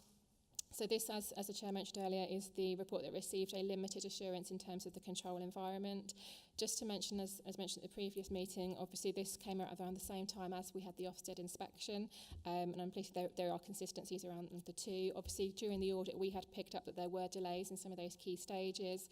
One of the key issues, and the main reason that we were only able to give a limited assurance, was around the record-keeping arrangements in place at the time of the audit, where we weren't able to get a clear audit trail to see the journey that each of the applications had seen all the way through to the outcomes. So we needed to see a more robust audit trail in each of those cases. And we needed to see formalisation of those operating procedures as well, which picks up on some things we mentioned earlier. And the quality assurance process was also paused at the time of the audit. So all of these things contributed to only a limited assurance that we could give over the control environment at that time. And given the nature of the risks, we have given a high organisational impact as well. So I will pause at that point, Chair. I don't know if you wanted to take any comments and questions on that particular report before I move on, given that we have the Director and Assistant Director present. Okay, thank you, Rachel. I'd perhaps like to invite David and Neil to make comments on the report and give your views of the findings and what actions need to be taken, and then we can take comments from the members. I don't know if Neil or David wants to go first. Yeah, if I can go first, please, Chair. Appreciate the opportunity. So I think we would fully accept the findings that were made within the audit report. It isn't the only piece of work that we've done in order to evaluate our effectiveness in this area. So as part of preparing for the Ofsted and Care Quality Commission inspection that we ended up having in January of this year, we undertake a self-evaluation framework assessment, of which we determined many of these areas that were identified as areas of weakness. We'd identified those within that self-evaluation. They were also picked up within the Ofsted inspection that took place. What we need to remember is the Ofsted inspection isn't just about what we do within the council. It's a partnership inspection, so it's also about the parts of education and healthcare planning that are provided by the health service, by health commissioners as well. So that gives us a much more rounded view of where we are in relation to that. I think there's already some work which has progressed on. So, for example, the case management system and procurement of that piece, procurement of a new system to replace some of those more manual systems that Rachel's report refers to is underway and progressing well.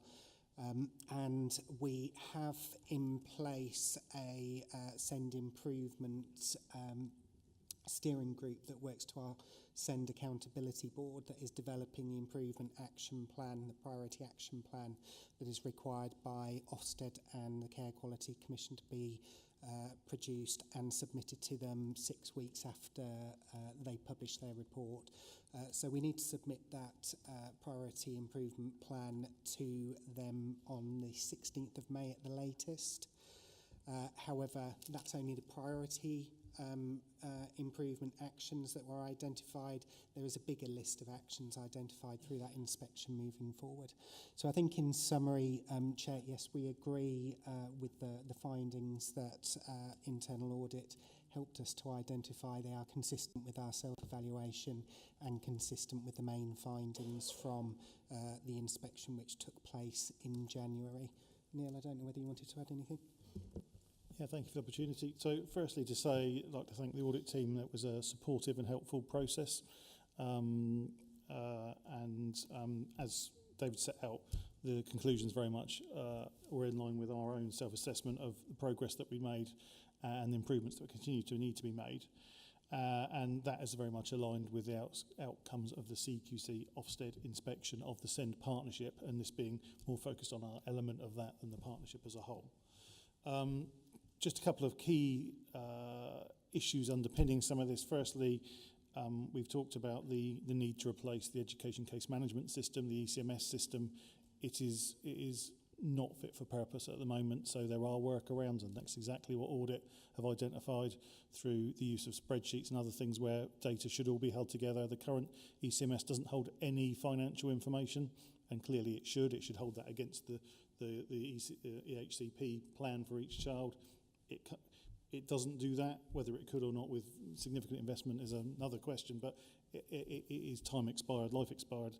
And as David said, we're going through a procurement process, and that's actually happening right now. We've had the tenders and we're going through the demonstrations and those sort of things. That will make a huge difference, not just to this area of work, but a lot of what education does. Things like admissions, which works pretty well as it is, but could work even better, and give things like parents the opportunity to go through a portal and say, where is my EHCP plan, rather than having to write to us and us being inundated with requests that clog up the system a bit as we're trying to respond to everything that we get. So firstly, ECMS will make a significant difference to support this. The second thing is staffing. As we develop a permanent staffing structure, which we are as we go along, there's been a significant use of interims in this area, in the EHCP area, in order to support the increased needs that are coming through the system. And some of you have heard me say before, pre-COVID, the authority would have got perhaps 35 requests for an assessment a month. Post-COVID, that went up to about 60 or 70. In 5 of the last 6 months, it's been over 100, and more like 110, 114. And you can imagine the amount of pressure that puts on the system, not only us, but on schools and the rest of the system moving forward. So we need to adapt and adjust the way that we work to be as effective as possible to meet the needs, and with the needs of children, young people and their families at the centre of that at all times. And I know some of you hear about where there are concerns, with parents with concerns, and we really are focused on trying to give them the very best service that we can. And I think we've now got about 3,800 EHCPs. And as the CQC Ofsted report identified, many of those children are thriving in their educational settings, but there's more that we need to do, and we're aware of that, and that will come out through the priority actions and the follow-on actions that come out of that, and the action plan for the audit as well. So hopefully that's a helpful summary of where we are. Okay, thank you for that. Any comments from the committee? Sorry, Councillor Anzo. It's good to hear that David and Neil are accepting the reports, but do departments challenge the outcomes that you come up with? Are they able to do that? And if they do, what happens? Through you, Chair. So as part of the audit process, when we conclude our fieldwork, we would always have a clearance meeting with the officers involved when we agree at the outset who that's best placed to be held with. And at that point, we'd go through all of our findings. And obviously, by the nature of how we do our work, it's all evidence-based. So we'd be able to present the cases that we identified that were anomalies or didn't comply with the expected controls. And that's an opportunity then to talk through that. And if actually, say we've looked at something, we've said, oh, we haven't been able to find any evidence that this was approved, it may be actually they can go away and provide us with the evidence it was, and we may have missed that as part of the audit, or they didn't provide it at the time, and then we're able to address those. But generally, that's the opportunity we go through where, so really there shouldn't be any discrepancy as to whether or not the findings agreed, because it would be supported by evidence, and there's that opportunity to provide anything that's not been provided during the audit at that point. Yeah, so just following on then, how do you gather the information? Is it all paper-based, computer? Is there some face-to-face? Just out of interest. Yeah, so the audit would involve a range of different activities depending on what we're testing. So sometimes that would be we would get access to it directly to a system, and we would look at tests. And so if there's a case management, for example, system, for example, we would look and try and follow a particular case through to look for compliance. It may be that there may be hard copies of some evidence, so we might be looking at something like, I don't know, IT assets, for example. We'd actually want to go out on site and see which assets are being held, look at the asset numbers, check it against the log. So really it can be quite a variety of different things we can do as part of an audit, so it's quite varied. We'll even in some cases do a survey of staff, for example, to identify, are they aware of something, do they know how to comply with a particular policy? So we do look at a range of different approaches. And we also look at, in each of our audits now, we're trying to make better use of data analytics as well. So we'd also look at trying to test a whole population if we can. So that's looking at a whole list of data and see if we can analyse it in some way to identify any particular trends or issues. So there's a whole range of different ways that we could be doing that, the audit testing. Yeah, thank you. Because obviously with was it 7 members in your team? It's a snapshot, isn't it, really? You take a sample and you hope that that sample is representative, I presume. I do question where it's, I question, but this is just a comment, the aspects of the EHC process are operating well. And I'm hoping that that is going to be, with the new system, that is going to be addressed, because I just know from comments I've had from residents that is the one area that they find is the most difficult to navigate, I think. Okay, but that's just a comment. And I suppose I'm not speaking to you, Rachel, I'm talking to you, David. Okay. I think David may be able to add a comment there. Thank you. Through you, Chair. So I think we do accept that there are people that have poor experiences. What I would do is I would encourage you to read the recently published inspection report. And there are some positives in there. There are some significant areas which are drawn out as being areas where people have really good experiences. It tends to be where people are having provision within mainstream schools, where we have more of that challenge about trying to meet that need, or sufficiency of placements when we have additional needs above and beyond that.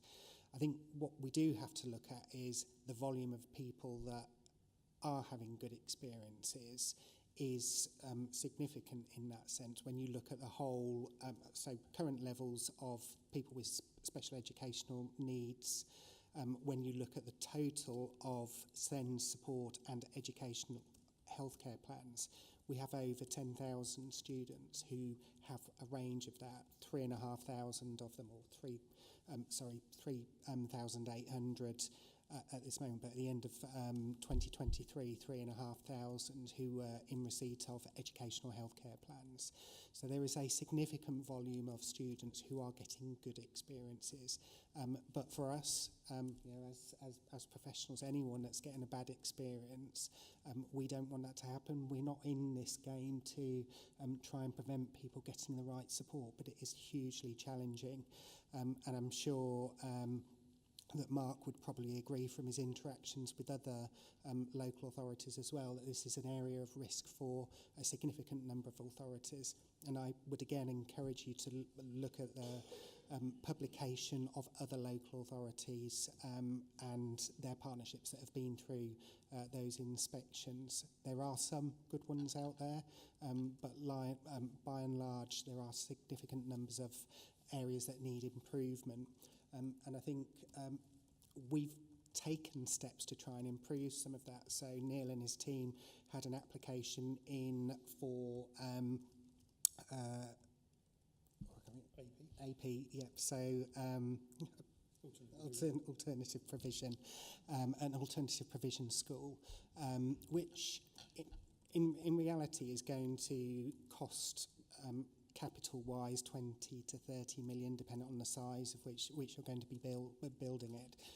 We weren't successful in that application, and we have no alternative provision to that scale within Northamptonshire. So you would have felt that we were a higher priority as a result of that. However, what that means is we can't rely on having that external grant funding coming in, and we need to think differently about how will we as a local authority address that, how will we invest, how will we build a capital programme around that, and how do we make that business case stack up on the basis that it should be cheaper than some of the alternatives that we have, and it should be a better outcome for young people in Northamptonshire because they're being educated closer to home rather than having to go out of county for some of that provision or out of area for some of that provision as they have to at this moment in time. Yeah, thank you. I'll just come back on that. And, the idea of investing to save money in the long run, which we are not doing. That's just another comment we're not in, obviously you've tried, haven't we? We've tried having that extra provision, but if we don't invest in it, yeah, it's just going to escalate. Anyway.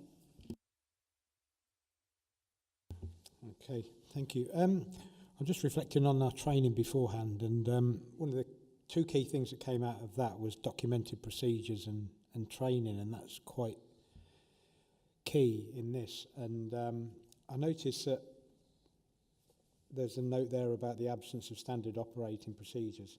Now, it seems that the training is being addressed. Where are we on the standard operating procedures? Are they now documented and implemented procedures? Is that moved forward? Because then we've got those points of reference then. Thank you, Chair. So, yeah, we have progressed on that. I can't say it's complete yet, but through the SEND improvement plan that we've got in place, those are progressed, and some of them are complete and the others will be complete as we move forward. What I would say is that the procedures we're documenting are new and evolving to some extent. So it talks in the report about panels and how the panels work and those sorts of things. They're actually quite new, and it was a lot of that grew out of pilots. A pilot, does this work better? Does this provide better assurance around EHCP plans? So in terms of the process starting, the team are absolutely putting those standing operating procedures in place, but we don't have the manual that we would want to have. And it talks also in here about training, you will have seen, and that's really important for us because we do have, or we have had significant numbers of interim staff in the team that, as we bring the permanent staff in, they have those available to them to support them coming up to speed as quickly as they can to support the team as effectively as possible. So I can't say hand on heart that the operating manual as a whole is in place yet, but the procedures are coming through and are being documented, and some of those are being developed alongside schools.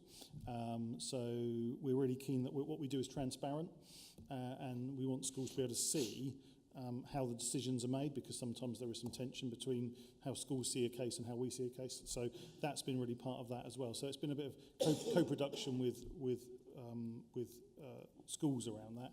And the final thing I'd say linked to that is the co-production more generally and the voice of parent carers and young people being brought into that to make sure that's improved. And I can assure you we are challenged very regularly and very thoroughly by MPCV, who are the representative parent group, but they also work with us really proactively and supportively to develop our processes to ensure they meet the needs of the cohort of SEND parents as effective as they can. So it's a work in progress, but we are making progress at the moment. Okay, so by when do you think you'll have those procedures documented? Well, coming from an education background, I think in terms. So I think by September we will have a full suite of procedures in place to enable us to move into the new academic year fully set up and ready to go. Okay, it'd be helpful if we could have a report back that says that that's done. Thank you. David? Just to add to that, and I've made reference to it already, but there is quite a significant interdependence on other organisations in the implementation of things like standard operating procedures.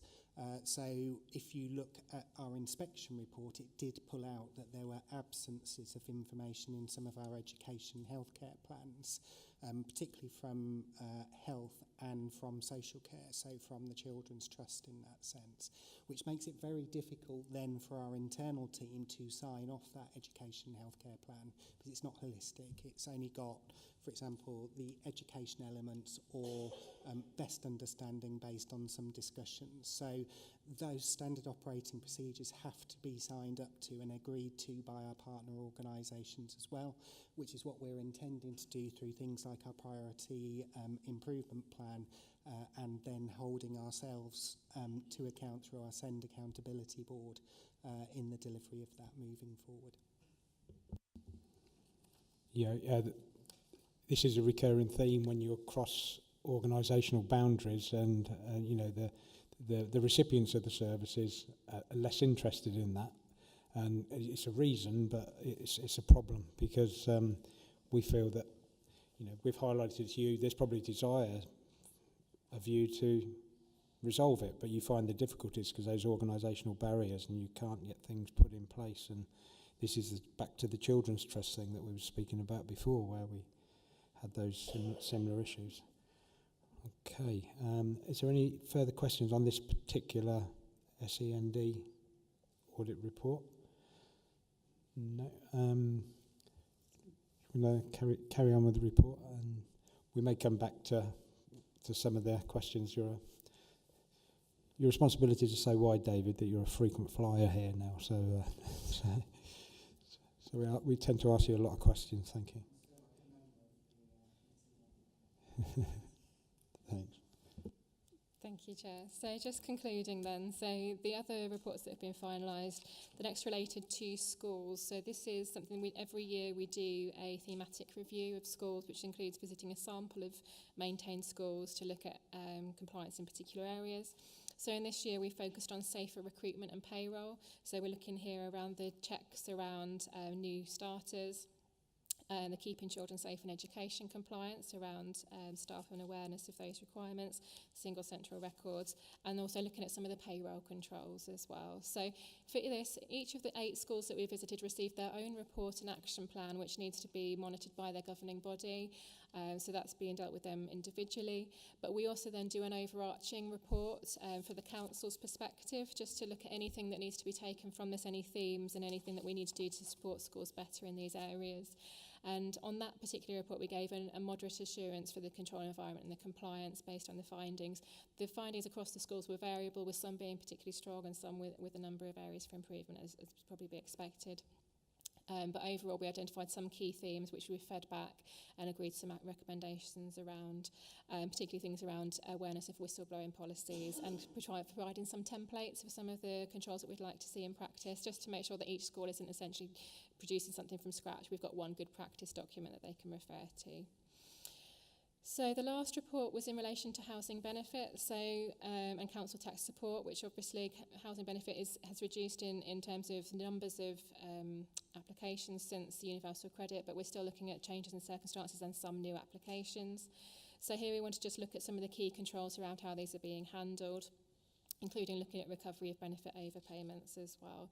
So generally, some of those key controls seem to be operating effectively, but we did identify some areas, particularly around the legacy debt and also around some of the controls that needed strengthening, but they tended to be isolated to either one or two of the council's localities, because again, as we've mentioned previously, and as was the case last year, there are still 4 different systems operating in this area. So whilst there is a project underway and roll out the new revenues and benefits system, at the moment, at the time of this testing, there were still 4 different systems in place, which inevitably leads to 4 different systems and processes. So we've highlighted some of the key findings, but overall we've given a moderate level of assurance for the control environment and the compliance in this area. Also within the report is an update on the implementation of audit recommendations. So we were able to report that there had been 26 actions implemented since the last update. And then in Table 3, we have provided full details of any of those that fell into the category of high priority and over 3 months overdue, with full details and the latest progress update and a revised date if provided. So there are currently 4 of those. 3 of those have been reported at previous meetings. So I think that's everything in terms of an update, Chair, but I'm happy to take any comments or queries on any of the detailed content. Thank you. Okay, thank you, Rachel. Just looking to the committee if there's any comments or questions on any of the specific items. No. I did have some questions on some concerns about the landlord health and safety. I think this is something that's come up previously with that inconsistency between Kettering and Corby, and I think we've shared some wider concerns about the housing in general, and I think it'd be useful if we had a report back from housing, because we had the concerns that I don't know where we are with the tenant satisfaction survey. If they've completed, we're at risk of, the regulator of social housing is likely to identify those ones where it's got lower satisfaction. If that comes out negative, I could see there being an intervention in the next year. I don't know if we've finished the stock condition survey. I don't know if we've got this variability in compliance between different parts of the region or area. I don't know where we are with the strategy yet. Is that implemented? We had a strategy light approach, and so I think you put all those together, and I think perhaps if we ask your team to come back to a future meeting, we've mentioned this a couple of times, and I think if we put all that together and ask for an overall view of where we are with housing, because I think if you put it all together, it can be quite a significant risk. I don't know if any members have got any points they'd like to raise there, but that's what stuck out to me. The other one was perhaps Janice could answer this one on the housing benefit and what is the recoverability of those sums involved, and are they provided against in full? Do you think we can get those back before you leave? That's quite a question. Obviously, we do everything we can in terms of debt recovery and follow the due process and that we've got in place for debt recovery. If we have issues where it looks like we have issues in relation to debt, we do make provision for any bad debt within the accounts of the authority. But in the first instance, we will move to recover the debt. And even if debt is written off, it can actually be written back on if we do trace the individual again. So it's not a case that it's done and then it's done with. If this does come back on, we can actually write the debt back on. Okay, thank you for that. Also, one of the things that stuck out to me was these ones which were over 3 months overdue. Now they seem to be extending. They seem to be quite long. I think the first one's approaching 2 years now from the original date. The other one's 14 months. They seem to be moving back quite a bit. And all four seem to have quite long dates. Is there anything you think we should be worried about there, Rachel, from an audit perspective? Obviously, we request the updates every month and track the progress that's being made. So the latest updates, I think in relation to the first one, obviously this was one of, I think it was 3 recommendations that did regularly feature on the committee's progress reports. It's now only 1, the other 2 have been implemented.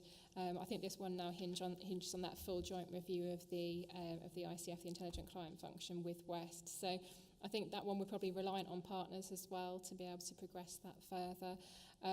The 2 IT ones, I've been assured that progress is being made, but it's perhaps slower than it was expected, particularly in one of the actions, in the second action.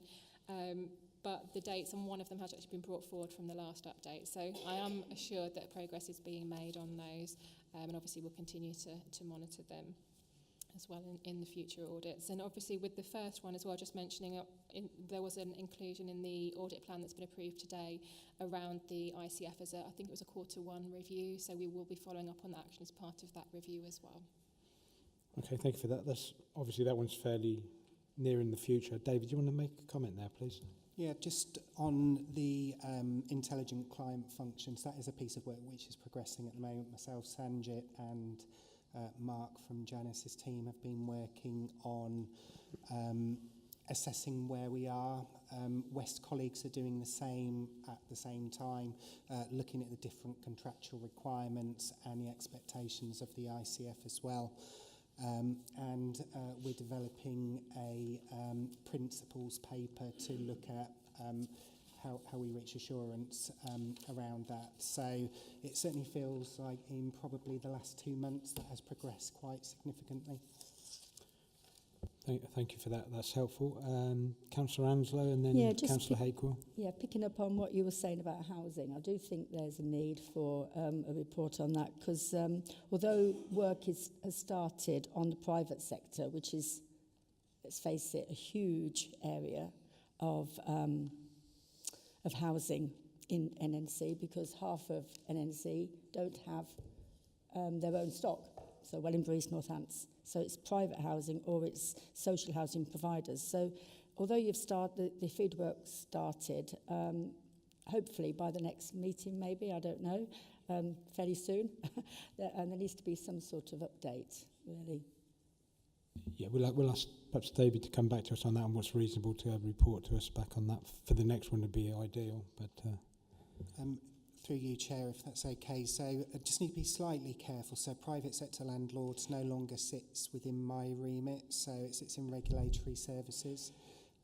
But we could look at, I mean, if there are specific questions that you've got, it's always helpful to have those, and then we can frame any report around those and make sure that we're answering all of the questions that you've got.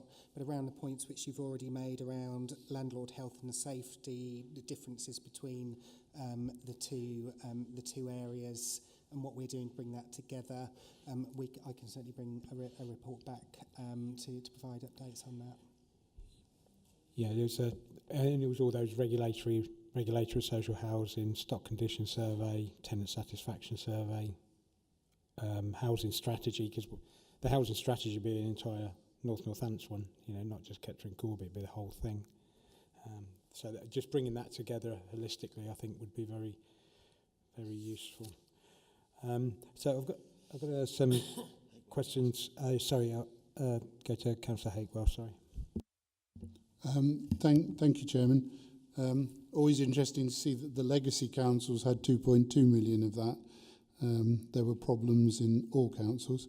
But in the second bullet point, it's one of the constant themes that I have is currently 3.184 million means nothing unless you know what the total amount has gone. Is that 3.148 of 100 million or 10 million? And I just think when presenting data like this, it makes far more intelligible reading if you know what the total is. So that's just making that particular point. And equally, anyone who works in business would see an age debt. So you'd see a table with some columns saying, 700k, as you describe it here, had been overdue for at least 3 years. You'd have a column which says it, which allows you to understand the data much better. So that's just really, it's not semantics, it's actually quite important. What the total is and how it lays out would give us much more information, and I'm sure you probably got it in the audit, it's just put in a narrative here. Thank you, Chairman. I don't know if Rachel wants to comment or not. So through you, Chair, so obviously the benefit overpayments, these go back, as we say, into the legacy councils. So I'm not sure we would have the total that's been paid in housing benefits since the oldest debt, I suppose, would have to be that figure. Essentially, what we are doing is we're focusing it more, as you say, as a debt recovery process. It's a legacy debt, aged debt process, rather than a percentage of recovery. So I'm not sure we would have that figure, because that is a figure, essentially, as I say, the total housing benefit that's been paid for over 10 years. So it would be difficult to put that into full context. I think as a council, we're obviously facing that as a figure, is what we've inherited, and that's what we need to deal with in terms of our own processes. Just going back to you, Chairman, perfectly understand that. There would be a column which says legacy councils 2.2, but we've accrued 984,000 based on those figures. We must, as a unitary, have that as an age debt list, surely. Okay, Claire, would you like to comment? Thank you. Yeah, thank you, Chair. What we can say is that on an annual basis, our housing benefit payments are around about 65 million a year, just to put that into context for you. Okay. Councillor Level and then Councillor Eakins, thank you. Thank you. In Table 1, it states that 14 of the audits, the fieldwork is still underway. How is that going to impact on the ability to complete the 24-25 programme if we're still doing work from last year?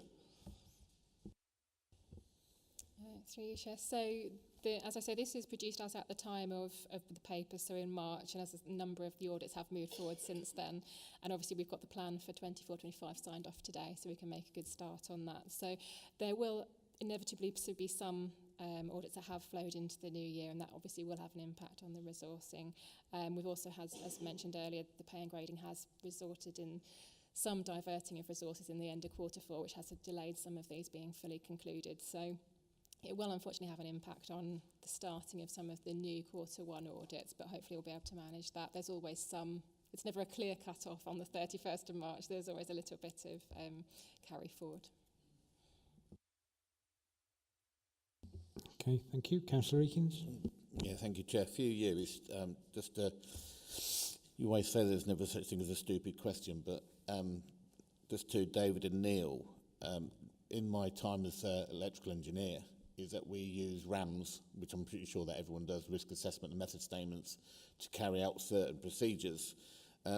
We use those RAMs basically as our own manuals, which cover off the activities that we're going to do, and then making sure that we're compliant in doing the task put forward. I mean, most of my tasks were with live electrical equipment, so we make a mistake there and there's a big bang and a flash, so to speak. I was just wondering if you could possibly use the same sort of style, but with a tweak to do help a short term about putting manuals together. I mean, we used to call most of our RAMs were generic but site specific. So I kept thinking is that you could still have a generic risk assessment and method statement, how you do your own checks and things, but you can call it case specific. Is that something that may be of an advantage to help put manuals together, or to actually carry out some training for officers at certain levels? I mean, certainly what we will use is we will use best practice examples from other areas to help us in developing of those. And I think certainly around some of the processes we've got, they're slightly different. Sorry, my dad used to be an electrician as well. He used to work on the high voltage stuff, so he always used to tell me about all of the statements which we've got. But it can be quite difficult working with young people and families about how we manage some of that. So it's not always easy to fit people into those processes. So it's about trying to capture that in the right way and learning from the best practice. So we know there are some best practice examples out there.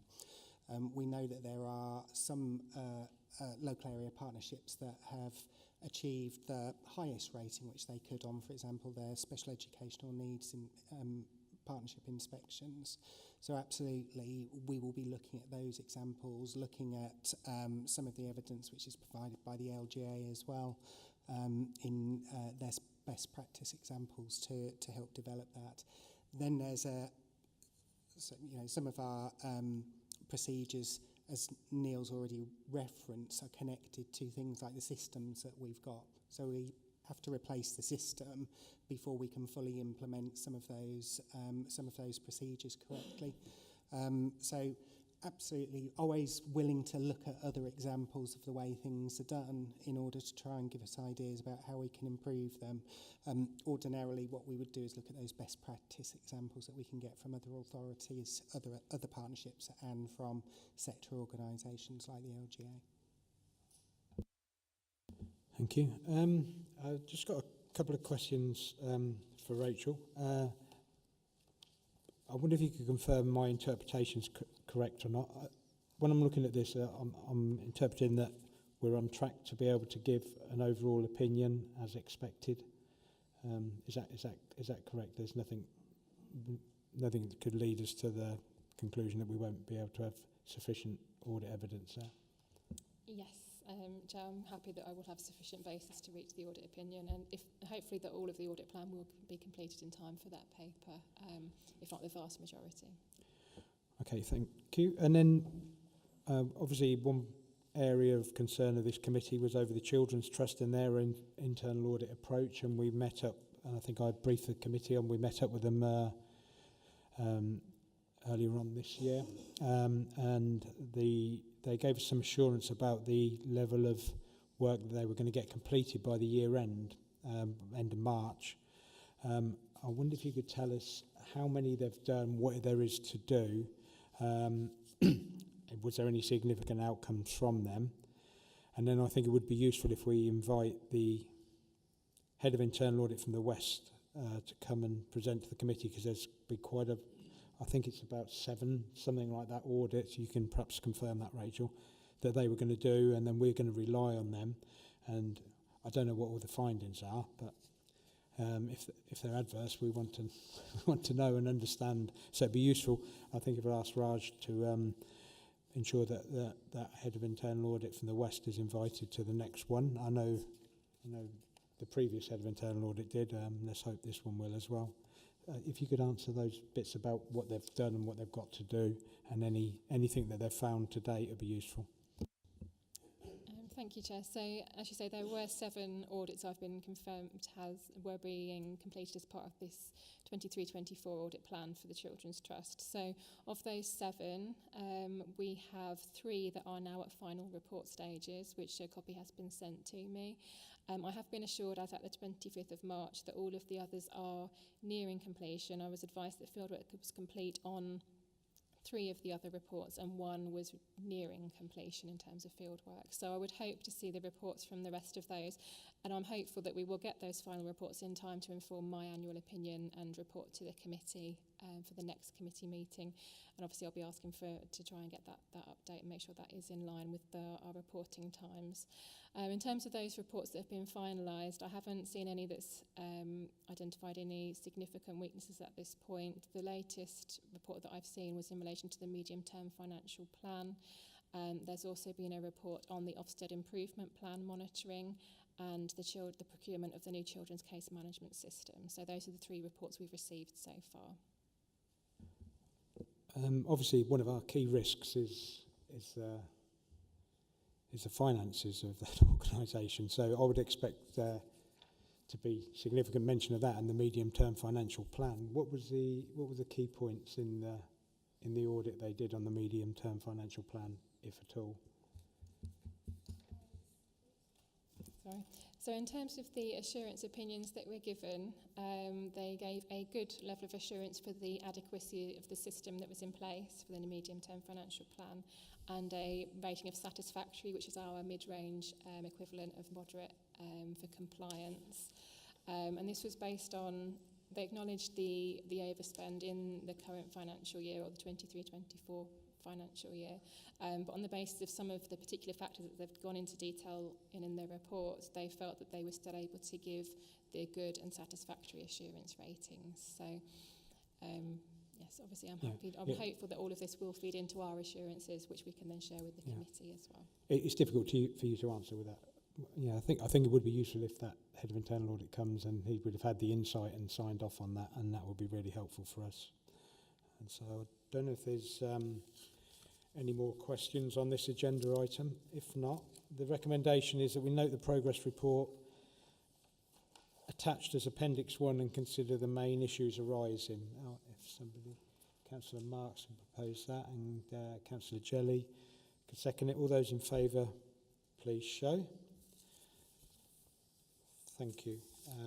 So I'll thank everybody for their attendance today, particularly all those who don't ordinarily attend. Thank you for coming and giving us some insight into the area you briefed us on.